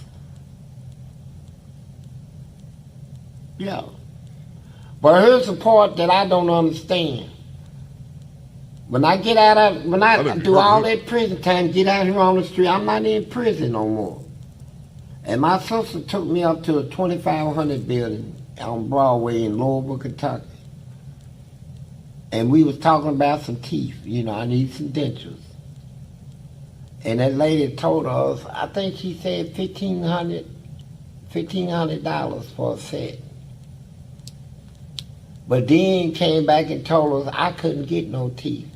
Said it was against the law. She said, I don't know what he did, but we have a thing here saying he's not allowed no teeth about somebody violation of the law. Mm. What they was telling me is that when I had teeth, before I use them to fight with them, that now my teeth is equivalent to you just giving me a gun. Give me a set of dentures is like giving me a .357 Magnum. Ain't nothing I can do about it. Like in prison when you file lawsuits, everything's in there is free. And I'm good at filing suits, right? I can file some hell of a suits. But in prison, the paper is free, the typewriter is free, the computer is free, the law books. We got a whole law office in out here the shit costs, so I ain't got that money. So I couldn't do nothing but walk around with no teeth. I don't give a shit though. I'm who I am. I'm that nigga. You know what I'm saying? I'm that nigga for real, so I can tolerate whatever. All right, Fleece, you was tell me about the warden that did something to you that I've never heard of before. Here's what happened. I'm in a maximum security prison at Eddyville. So down there, I'm turning up everything. I'm fighting. I'm the only inmate in that prison that ever did 12 years flat in segregation, the hole. I did 12 solid years in the hole. 12 years straight in the hole, man. 12 years. Crazy. I'm like, motherfucker, I'll fight you to my death. They said, you can't wear these bars out. A guard told me. I said, no, I can't. I said, I bet I can wear your ass out, though. And that's what I stuck on. So I'm turning up all this shit, turn the toilets out of the floor, bolt it to the floor. I turn them out, slam them, tear the steel beds off the wall, tear the whole door off, steel bar doors, bend the tracks where they can't open the door. So they said they got sick of me turning up all this shit. And let me put this out there.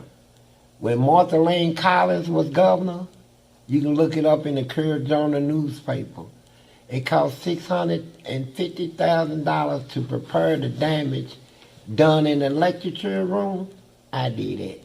I took a mop wranger and beat the lecture off the stand. I did it. Hold up, let me rewind that. Now let me get back to you. I gotta rewind that. What did he just say? I want to see how much damage did he say he had. Grab the super chat here in 1 second. Tear the steel beds off the wall, tear the whole door off, steel bar doors, bend the tracks where they can't open the door. So they said they got sick of me turning up all this shit. And let me put this out there. When Martha Lane Collins was governor, you can look it up in the Courier Journal newspaper.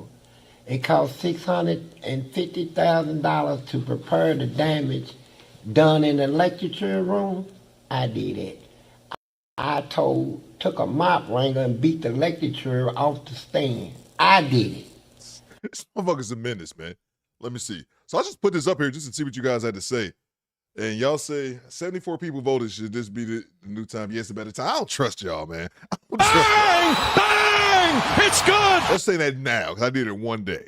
But I don't think we'll leave it at that. We're going to stay on the day shit for a while. I thought I was curious. But it's like, okay, it's about half and half. A little bit more say it's a better time. Okay, let's see. But I also know it sucks for like the UK people, because it's shit. It's like almost 1 o'clock in the morning over there. But we'll balance it out. Make sure you guys hit the like button. Let's see. Grab this one here. 12 years in the hole is different. Facts, Dusty boy. 12 years eating body part. But no, Project Lee, by that time, he 12. If he in the hole, he not getting access to nobody, to other people. If he in the hole, unless I'm mistaken, which I don't believe so, probably at that point, he had probably already ate all the body parts by then. What you got? Notorious Kevin Brooks. What's going on, bro? He said, hey, brother Theo on the roll, listen in. This is crazy. Facts, bro. You motherfucker. Random. You motherfuckers will be playing basketball in Pelican Bay. Shit, you be lucky to have Pelican Bay.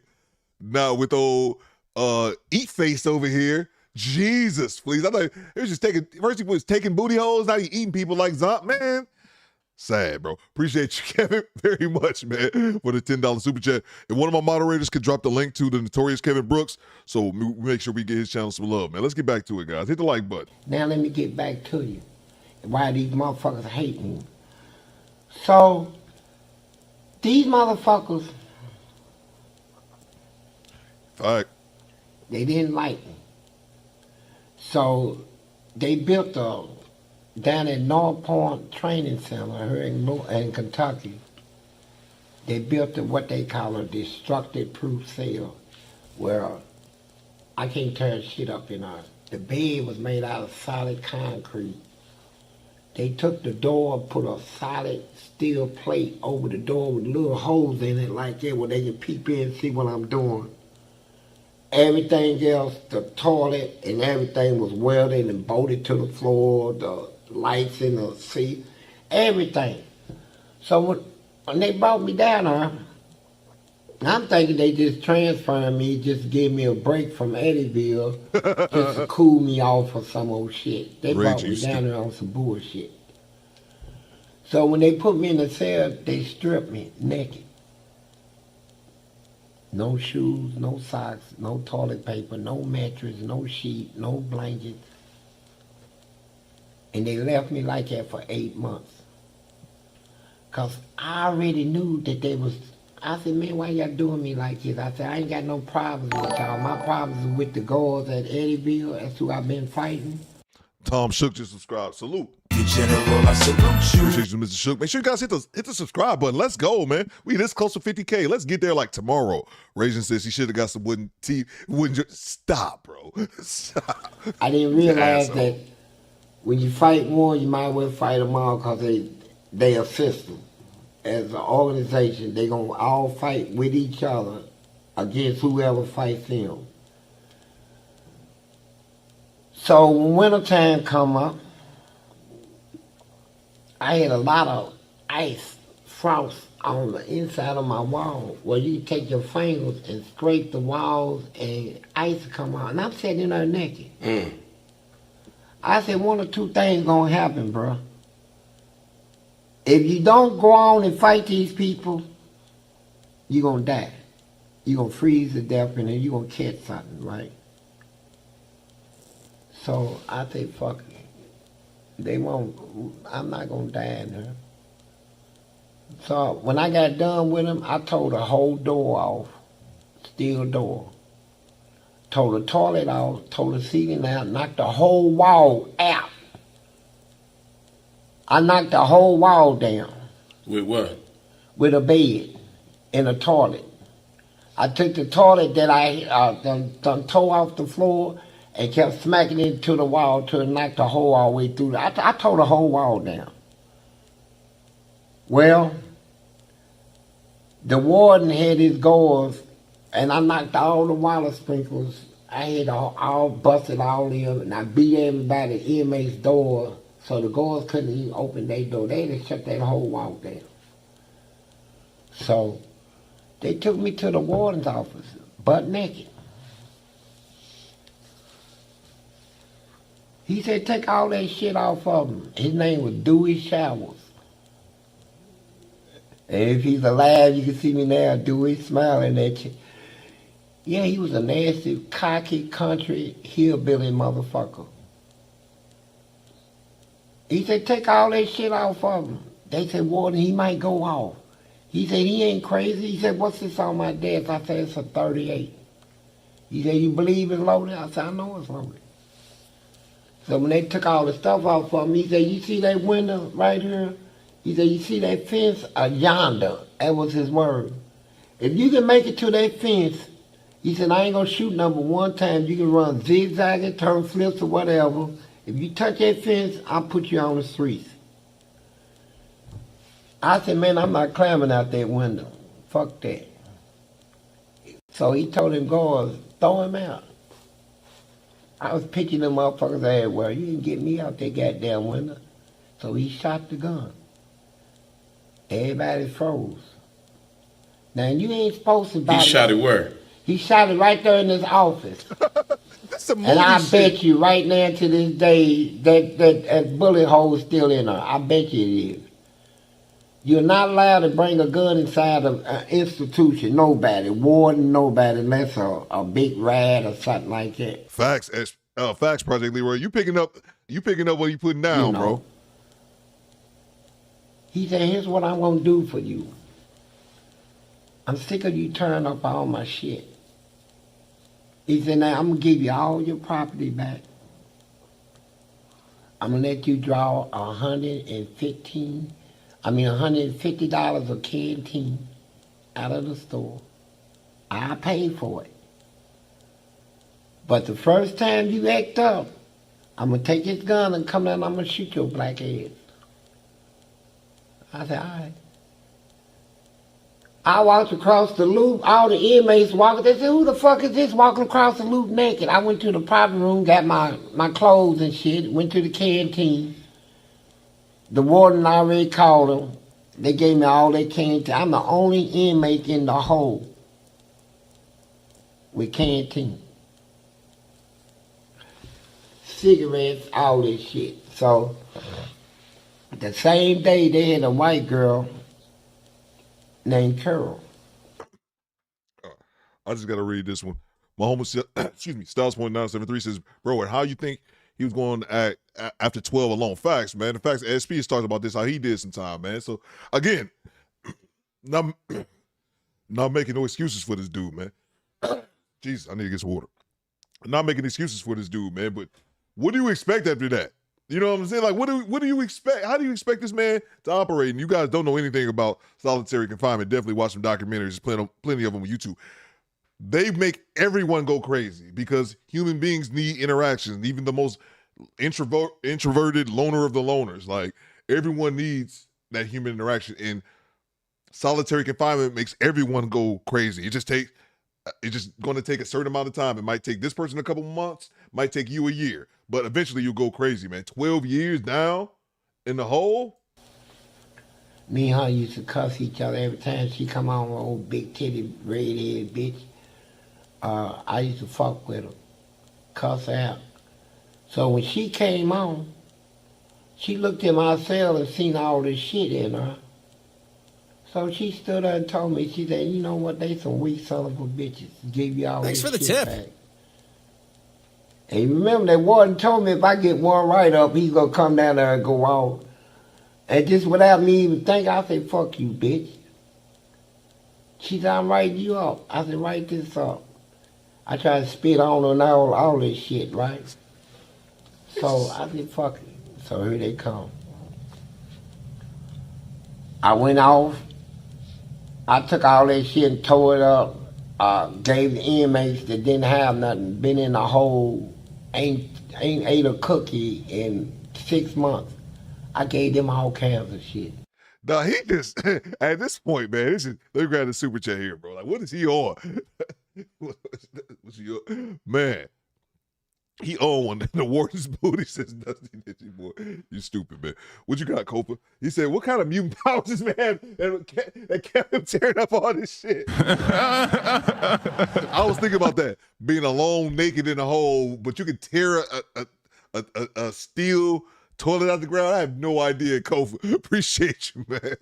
This is crazy, bro. So they finally gave in. They finally was like, man, this dude is just, even in the harshest of conditions, after being in a hole naked for, what did he say, 8 months? They finally gave in. They even took him to the commissary to get all the food he want. He in that cell with clothes and food more than the other people. Well, I don't think the other people were treated this harshly. And then he still fucks it up. It's like, I just had to call her a bitch and spit on her. Like, I just had to write this up. After Warden said if I get one more write-up, he's going to come down here and kill me. Salute to the squad. Let's see. Let me grab the super chat. Kofa says what type of superpower this is. If he's married, I still believe. If he's married, I still believe in love. Make sure you guys hit Brandon. Make sure you guys hit me. Somebody hit me today, actually. My bad, guy. I got to return the email. If you guys want to help with your YouTube channel, contact me. There's a link right there. Thank you very much, Mona D. Make sure you guys subscribe to Mona D as well. When J. Joe says, try to interview. Thanks for the tip. Try to interview him and Banky Pound also. He can teach us how he survived in prison and all the psychological warfare. The info can be beneficial to us. Great observation, bro. Great. Like I said, I never heard of the. I think everyone knows the Fleece Johnson. I never heard of Banky Pound. You suggested it in the super chat. I just Googled him real quick and it said he did 33 years. I don't even know what even state he was in. Like, his name came up. I don't even know Banky Pound. Okay, he was in Virginia. Okay, that's where he was at. Okay, 33 years. Okay, yeah, man. I'll definitely check it out. Try to interview him. I'll be forgetting. You know, I was about to say I'll be forgetting. I don't even be thinking like that. I can definitely get people on the podcast to interview them. I actually totally can, but I just never think to. But yeah, great idea, man. I'll definitely check it out, man. I'll definitely think about it. Appreciate you very much, man. Let's see. Where is it? Where is this guy? Stop, Dusty Ninja. Stop. Let's get back to it. Appreciate you very much, J. Joe. I said, now I'm ready to go out, fuck him. Man, that warden come over, a little fat motherfucker. He came over though. He said, what did I tell you? I said, what? He said, didn't I tell you you do something else, what I was gonna do was shoot your black ass? I said, that's what you said, so what you gonna do? That motherfucker shot me. In the prison. Inside the goddamn prison. Shot me.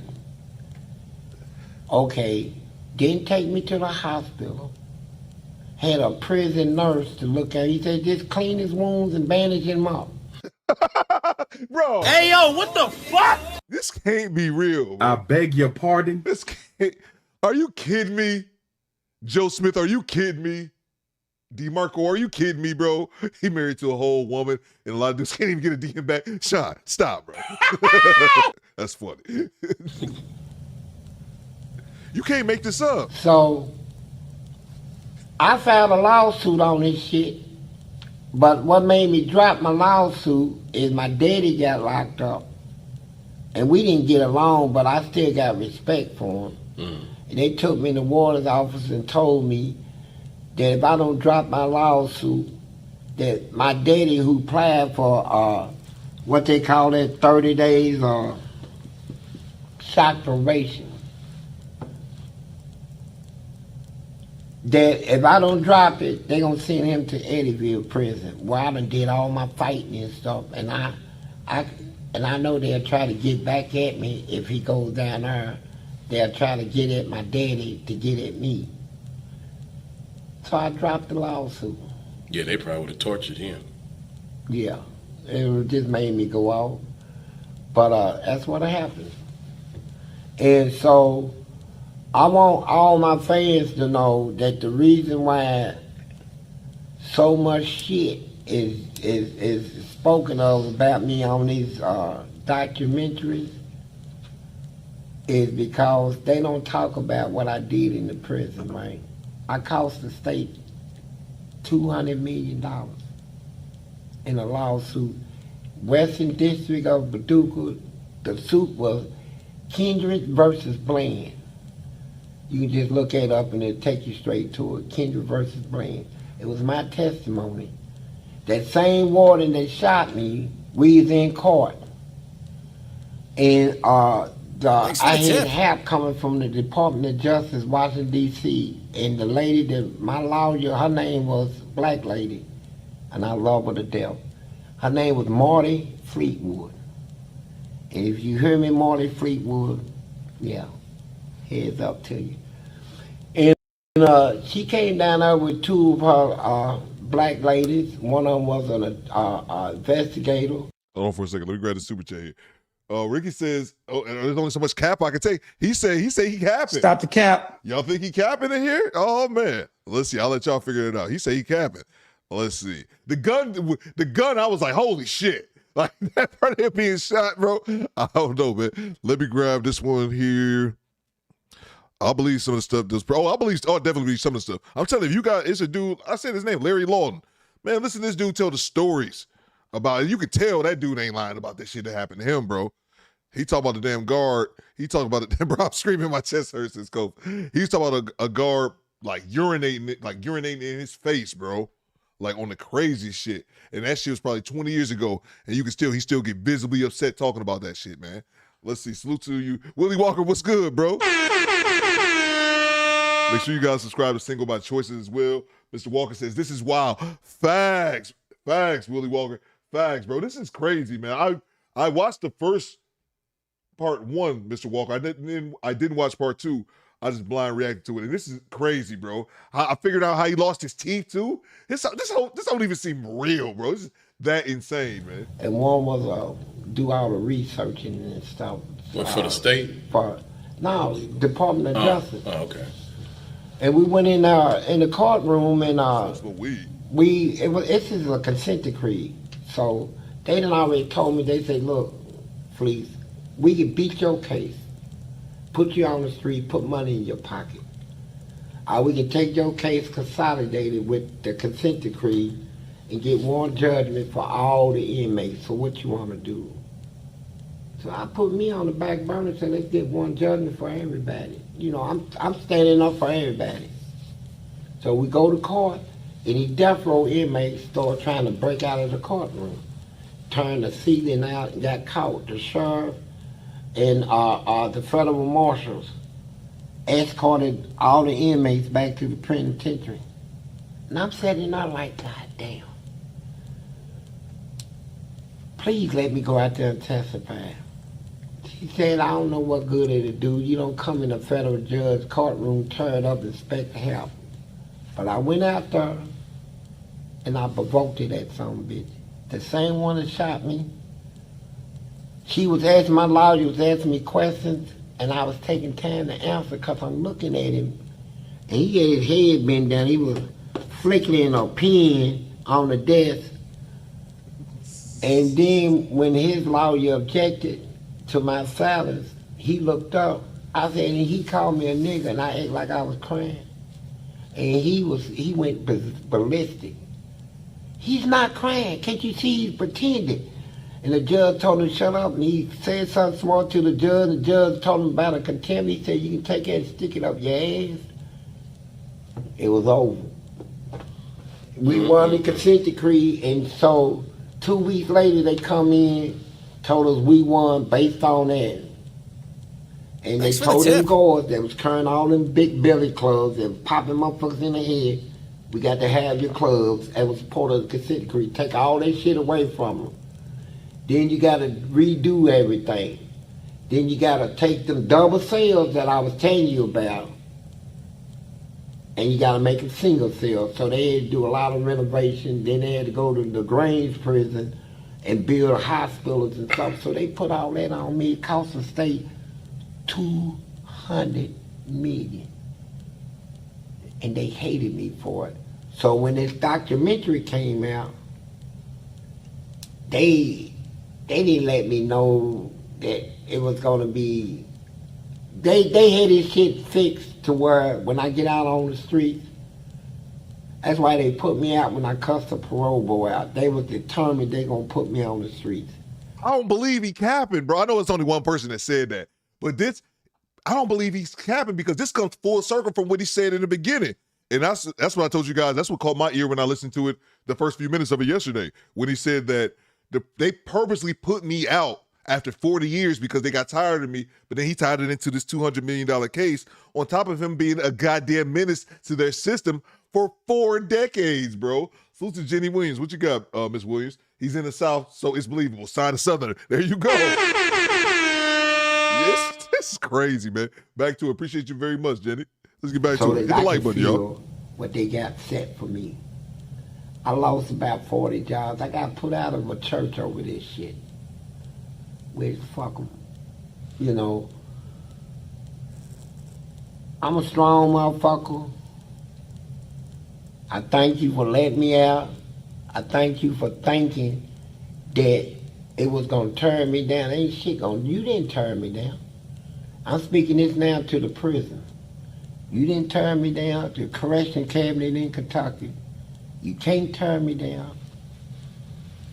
And I still have that same thing. Fuck you. All right, Fleece. I got a question in the comments. I think it was yesterday, actually. How does a man go into prison on a 12-year bid and end up doing 40 years? What kind of crimes went on for them to give you that much time? Shit. Whoever asked that didn't watch the first interview, man. But think about that, though. He got sentenced to jail. How old was he, y'all, when we watched that? What was he, 15 when he went in? 15 when he went in for the first time? At the age of 15, he got sentenced to 12 years and ended up doing 40, bro. That's crazy, man. Let's get back to it. Hit the like button, y'all. We cooking. It's easy because, thanks for the tip. Like in prison, they got this is they got their own rules and regulations. Like on a fight, you get in a normal fight, it's 15 days in the hole. While you fighting, you break his jaw. They take it up to 45 days in the hole. You stab them, bust their head, or kill them. You go to outside court. That's called a 7-1, 7-2 write-up. That's the highest you can get in the fight department. So, when I go to prison, remember, what everybody is forgetting to remember is how old I was. I turned 16 in the penitentiary. He was in jail at 15. He turned 16 in that bitch. Hell of a sweet 16, right? I'm in the penitentiary, the maximum security penitentiary with some of the rough serial killers. Motherfuckers that done killed whole fucking communities and shit. That's who they put me in there around. You got people being locked up for ages. They man ain't on nothing but booty, butt, fucking something, punking the motherfucker out, taking the motherfucker's money. Then you got all these inmates in there that their families don't send them no money. So everybody's in there stealing, hustling, trying to get shit, right? So, any disrespect brought to me, I'm taking it serious in the penitentiary. Because in prison, you fight a regular fight and you think it's over, motherfucker come back and stab you, kill you. You know, I done seen so much of that and I heard so much of it to where I got to the point where if I get in a fight, oh yeah, my whole thing of fighting is to do as much damage as I can to make sure you don't come back, right? Wow, man. And again, he did what he did. What did he? I'm trying to think what he did initially. I think he was like robbing people and shit. And I know he was running from the police and carrying guns and shit at like 15. But he was stuck in there with serial killers, man. I mean, to a certain extent, the fucking environment molds you, man. Like he just said right now, I understood the fact that you can get into a fight with somebody and then you guys can fight, win or lose, whatever. They can come back and stab you. I'm going to make sure in this one, I've seen that enough in these 4 decades, in these 3 decades, in these 2 decades, in these facilities that I know I should probably hurt you as much as physically possible just to guarantee you ain't going to come back. Salute to the homie son Moses. He says Tubi movie coming this fall. Facts, bro. Facts. It's insane, bro. And so, I mean, when I picked up my first 3 years, it was over this dude. They brought him from the Grange, from another prison. He stabbed somebody. And the person he stabbed had like a reputation in my city. And now this dude, not even from my city, is running his mouth like he's a tough motherfucker. Put him next door to me in the hole. He wanted to talk. I told him I ain't have no rep. Next thing I know, he threw a couple pits around the bars. And I ain't gonna lie, he got on me. She got in my goddamn mouth. Yeah. I spit. I said, I'm killing some bitch. So the lady guard that was working, Kathy, she said, hey, I heard what he did to you. You want him? I said, yeah. She said, when I let him out for a legal call, that's when the inmate gets in a hole. When they go to the hole, you can get out, make a legal call to call your legal aid to represent you on whatever they got you in a hole for, even outside charge. So, she said, I'm going to open your door by mistake. I said, please do. I tore the toilet off the floor, a porcelain toilet, had the water still in it. When she opened that door, I had that motherfucker over my shoulder like this, and I'm tipping down the hall. I don't want this motherfucker to see me. But when I was coming down the step, soon he looked up, I threw it. That motherfucker hit him in the shoulder.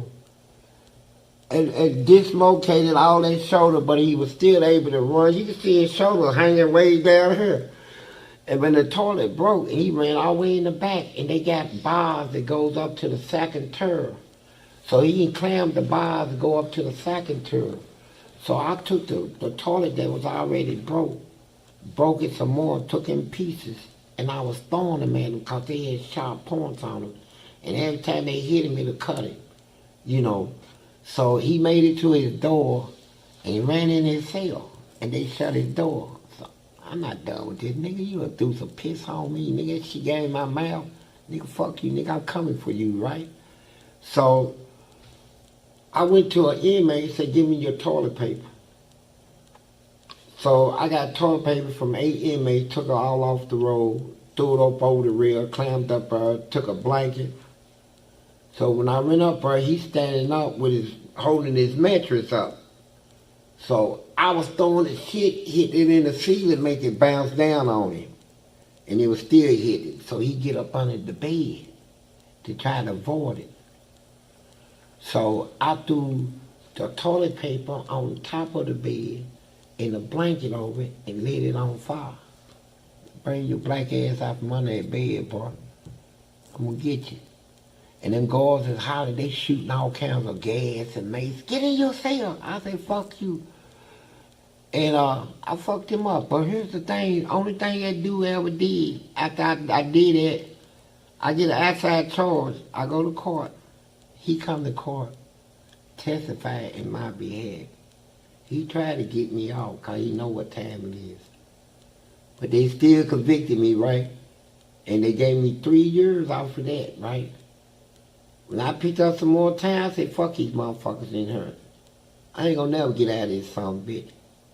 So the very next thing, I got in another fight. You know, same thing, picked up some time. Then I got into it with a guard. See, cause them guards, they think, just cause I'm a guard like police is out of here, they're supposed to be held to a different standard. Like, they can say shit, you can't say shit back. Do shit, you can't. Man, fuck you. I'm gonna treat you like I treated. I don't see your badge or none of that shit, bro. You bring disrespect, I'm coming at you. I'll fight you, your whole organization. That's what I did, you know. So that's what happened. You know, is that right there, bro? What happened to?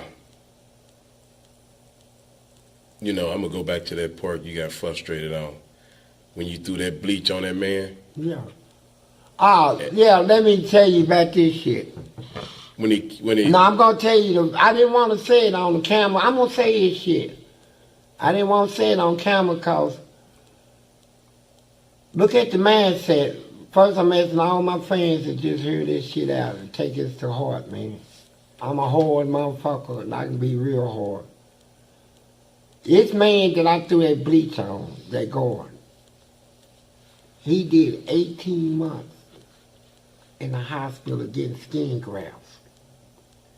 All this shit was gone. His lip fell off. All that shit was hot. You know. So they built a special cell for me, just like the one you see in Silence of the Lamb, big plastic glass cell. They built that for me on 15 Walk in Eddyville, where the plastic shield thing went over the whole door where I can't throw nothing on nobody and they can feed me without me assaulting them. You know, I get to them. So after 18 months of being in there naked, they didn't give me shit. I slept down there with the rats and the motherfucking lizards and all that bullshit. They bring this motherfucker in, the one I threw the bleach on. Fucked me up one day. It was lunch. They had brown beans and they had hamburger. No cheese, just hamburger and brown beans in a paper cup. They said, somebody's here to see you. I done forgot all about this motherfucker. I'm thinking, shit, I'll never see him again. This is 18 months later. A guard turned the corner with his face all fucked up and all this shit, and he had my food tray in his hand. They wanted him to get back at me. So he handed me my food tray, and it was a big old pile of spit I'm about to say, bro, don't even if he had that shit to you, bro. This shit sound like a movie, man. What are we doing here? In the motherfucking beans, brown beans. I mean, it was so much spit, looked like 100 motherfuckers spit in it. In a little paper cup, it was golden, just the darkest piss you can, you can smell the shit. Soon they gave me the tray, I smelled the piss, right? Pneumonia smell like raw. And he handed me my tray. So it went through my mind right then and there. Oh. This motherfucker's trying to come back. And if I show fear right here, they gonna do this shit every day. They gonna put me in torment every day. So I grabbed a tray. I didn't use a motherfucking spoon, a plastic spoon or nothing. With my bare hands, I grabbed that big old pile of beans, threw it in my mouth, all of it. With the spit in it. With the spit in it, and ate it. Drunk the goddamn cup of piss and said, thank you, can I get some more? It was good. And when they looked at me, they said, oh, goddamn, he quit. That's when he said, I'm done, I quit. Hey, yo, what the fuck? This has been, yes, Sheila, I concur.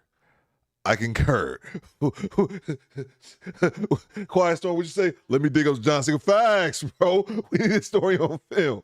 This is, bruh. Hey, yo, what the fuck? Wow. Yikes. What the fuck? Man. Bruh. What the hell is wrong with you people? Good. Because if I didn't do it, he would have came back, he would have been the one, and he would have made sure every day he would have did something to me. So I say, man, I'm in a situation right now where I'm going to have to make a judgment call. You know, I said, fuck this shit. My body, I don't get sick anyway, right? I ain't had a cold since I was fucking what, 15 or 16. I'm 65 right now. You know, I ain't been in and out of hospitals or none of that shit. I ain't been in a hospital. So, I came out of penitentiary after 40 years with not a scratch on me. So, except they took my teeth and all that shit. But, right, Sean? That's what happened, man. And I went out and took it to the chin, man, because what I'm dishing out, I'm coming right back at you, you know. Whatever they did to me, I did something back. You know, so you get me, I get you. You know, I got you more than you got me. So that's why it didn't, when it was all done and over with, I didn't have no hard feelings over it because you didn't did no more than me, not done to you. I did probably more than you did. Right. And so, and here I am right now, still strong. That shit didn't affect me, man. You know, it was a psychological thing, really. And I did what I had to do. We're going to call it quits for the day. Okay. Jesus, bro. I got you quiet. Oh, my God. Oh, my God. Oh, my God. Jesus Christ, man. This is another good day with Fleece. Hey, let me say this, though, before you call it quits. Everybody getting high in the chat. People rolling up and doing gummies, I see. Right. Yeah. I'm with it. I'm high right now, actually. Thanks for the tip. I'm going to give a shout out to Snoop Dogg, all you little rappers out there, and all my little gangsters and stuff. You know, I love you niggas, man. Y'all know white, black, whatever, right?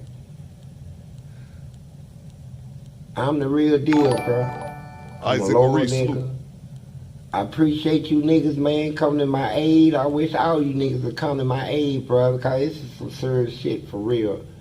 And I want all my fans that is on them other sites, because you got a lot of people running out there claiming, I'm Fleece Johnson. You ain't me, motherfucker.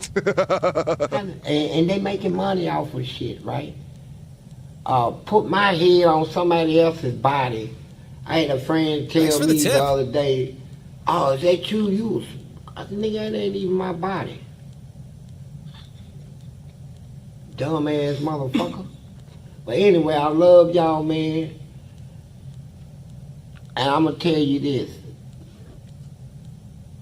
it ain't even a portion of what you want to hear and what I got to tell you. It ain't even a part. This is just a fragment. What I got to tell you next, believe me, you don't want to hear this shit. You don't want to hear this. Have a good day, hustler. Hustler spirit. Thank you.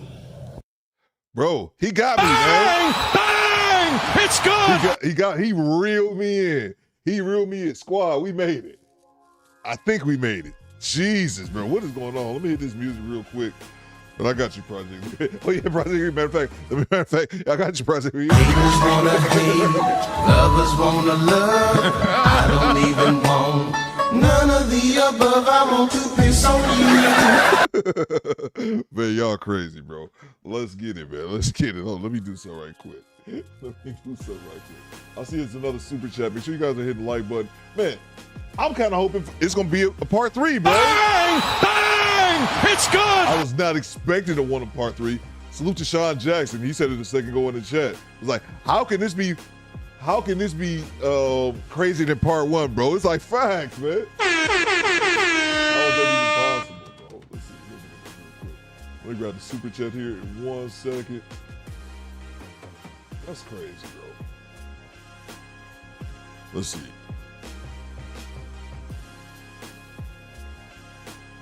Where's my screen? All right, there we go. I need a mental break. The Mr. Boombastic. Bye. Oh my God.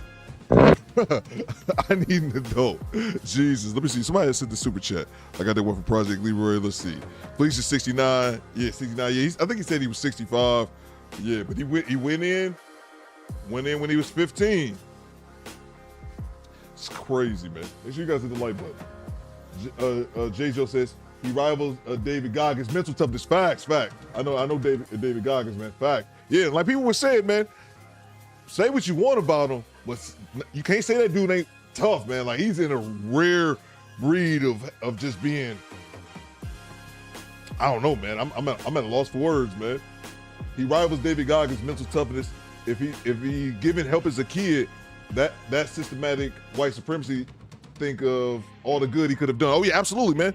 And I just wonder, man, like I said, he talked about how he started going bad at 12. I wonder what happened with like the first 12 years, man. But then again, he had older brothers in jail, older cousins, and then later on when he was an adult, his father was going to prison, and they used that as a bargaining chip to try to get their way with him, man. So I'm trying to chill now, yeah, man. I see everybody, yeah, Snoop. I see everybody smoking. Everybody smoking in the chat. I am as well, so I guess I really can't say anything. This dude end up being the Navy SEAL if he stayed out of the pen and had some guidance for real. Oh, yeah, absolutely, dog. The mental 40, dude, he did 12 years in the hole by bang! It's good. 12 years in the hole, bro. Ate that shit. You know what I mean? Like that's crazy, bro. Appreciate everybody with the super chats. Real shit. SP says. Real shit, he would be all you need a scared straight program. Yo, facts. Facts, bro. You ain't never lied about that, man. You ain't never lied about that. Let's see, man. Won't you braid my hair? All right, man. No. I don't think it was a part 3 because let me check his page. This guy's page. It's the first interview only came out like 9 days ago. He probably hasn't even had time to record it yet. Let me see. I don't think he's even done it yet. I noticed what he's been doing is breaking these things down into 8-minute videos because he's smart. That's what I would be doing. That's the exact same thing I'd be doing. Let's see. No, I think he just did these two. Yeah, this one that we just watched is only 5 days old.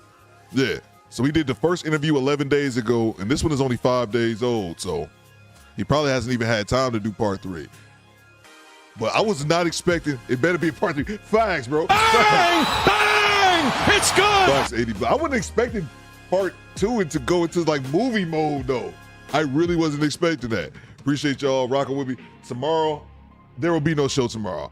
I want to tell you right now. I'm here to tell you right now, we don't care. Let me tell you, we don't care. But if y'all hang around, like in half an hour, I got a video premiere. I got a video premiere in half an hour, Corey Holcomb video, and then I'll be back Friday morning. So let's see.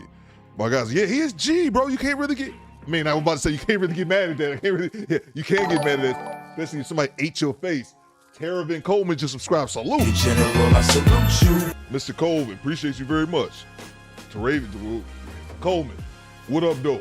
Appreciate you, man. Salute to everybody. Salute to you, Broken Traditions, man. Yeah, I wanted to find out about Mr. Johnson. I found out about Mr. Johnson. I knew he obviously had a troubled past, excuse me. But that prison, man, that sounds like some movie. Sound like some, man, I lost for words, bro, which is weird, but maybe it could be the weed too, but let's see. He got part 3, he got to, man. He got to, bro, because he just started this channel. He just started it, so I'm good on part 3. No, Project, here you go. I'm good on part 3. Project Leroy, I probably would have been okay with part 2 after part 1. Like, I ain't really have to see part 2. But now that we have part 3, I got part 2. I got to see part 3, bro. Bang! It's good! I have to know what's next, man. I have to know what happened next, bro. Let's see. I'll be back at the AM live stream next week. Oh, yeah, no doubt, Quiet Storm. I know you hold it down. Free Daniel. I'll put that back there. Let's see. Be sure to come over to my live after the. Oh, yeah, all right, cool. Yeah. BT, I think BT about to go live right now. I'm signing off. And I'll be back in here tomorrow. I'll see you, Juice. No, not back here tomorrow. I'm about to go. I got a premiere at 9 o'clock, and I'll be back up Friday morning. Let me stop this song. Yeah, Do Better Squad. Fall out.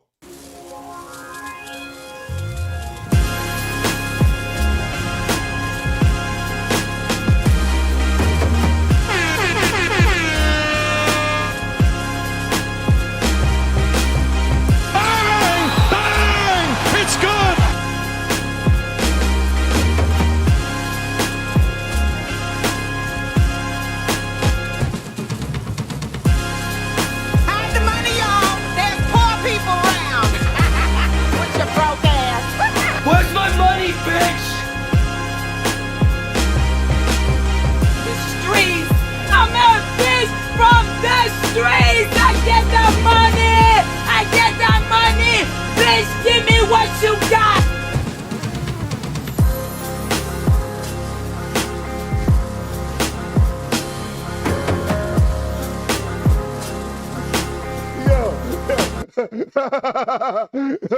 This made me laugh. Man, who would even want to play Fleece Johnson?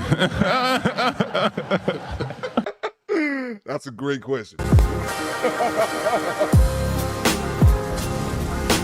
I know I would. Fuck.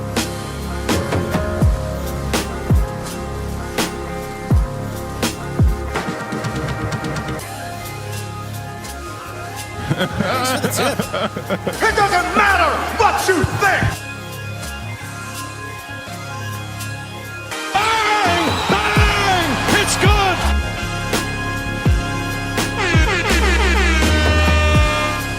Goddamn right. And that's the bottom line, cause Stone Cold said so.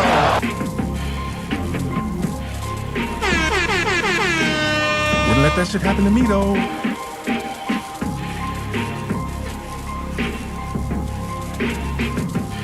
Goddamn right. Auntie, chill!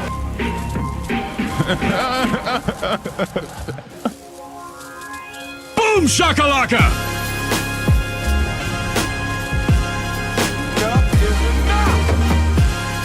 What again? Say what again? I dare you. I double dare you, motherfucker. Say what one more goddamn time.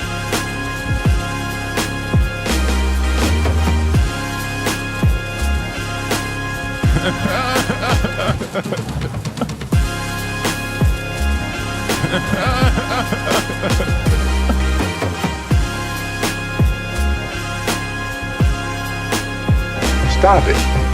Get some help. Abdul, get the rocks.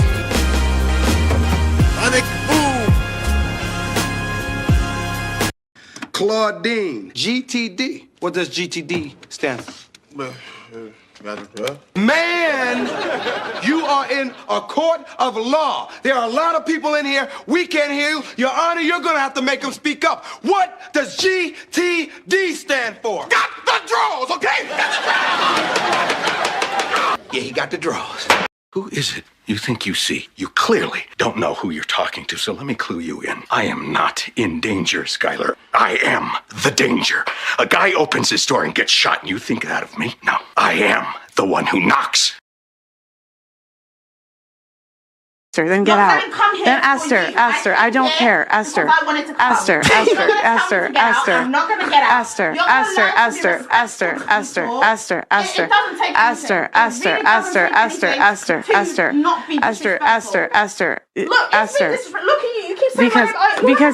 Because you were being rude.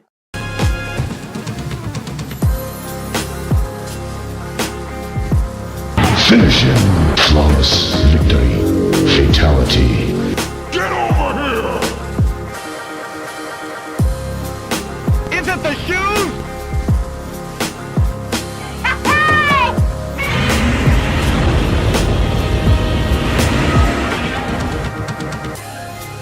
Is that an arm baby? Y'all know I don't do arm babies. Throw that baby in the trash can. Respectfully. Hey, yo, what the fuck? You motherfuckers will be playing basketball in Pelican Bay when I get finished with you. Shoe program, nigga. Who the fuck you think you fucking with? I'm the police. King Kong ain't got shit on me. Where's my money, bitch? What the hell is wrong with you people? 7 second rule. I guess a big lad. We're gonna follow the 7 second rule. So just wait 7 seconds. He's on fire!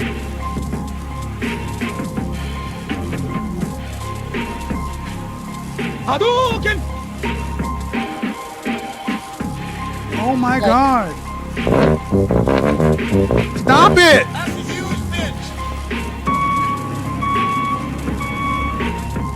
Auntie, chill! Charlie Murphy! You know, he would step across the line. Habitually, he's a habitual line stepper. Access denied. Goddamn right. This is haram. Hadouken!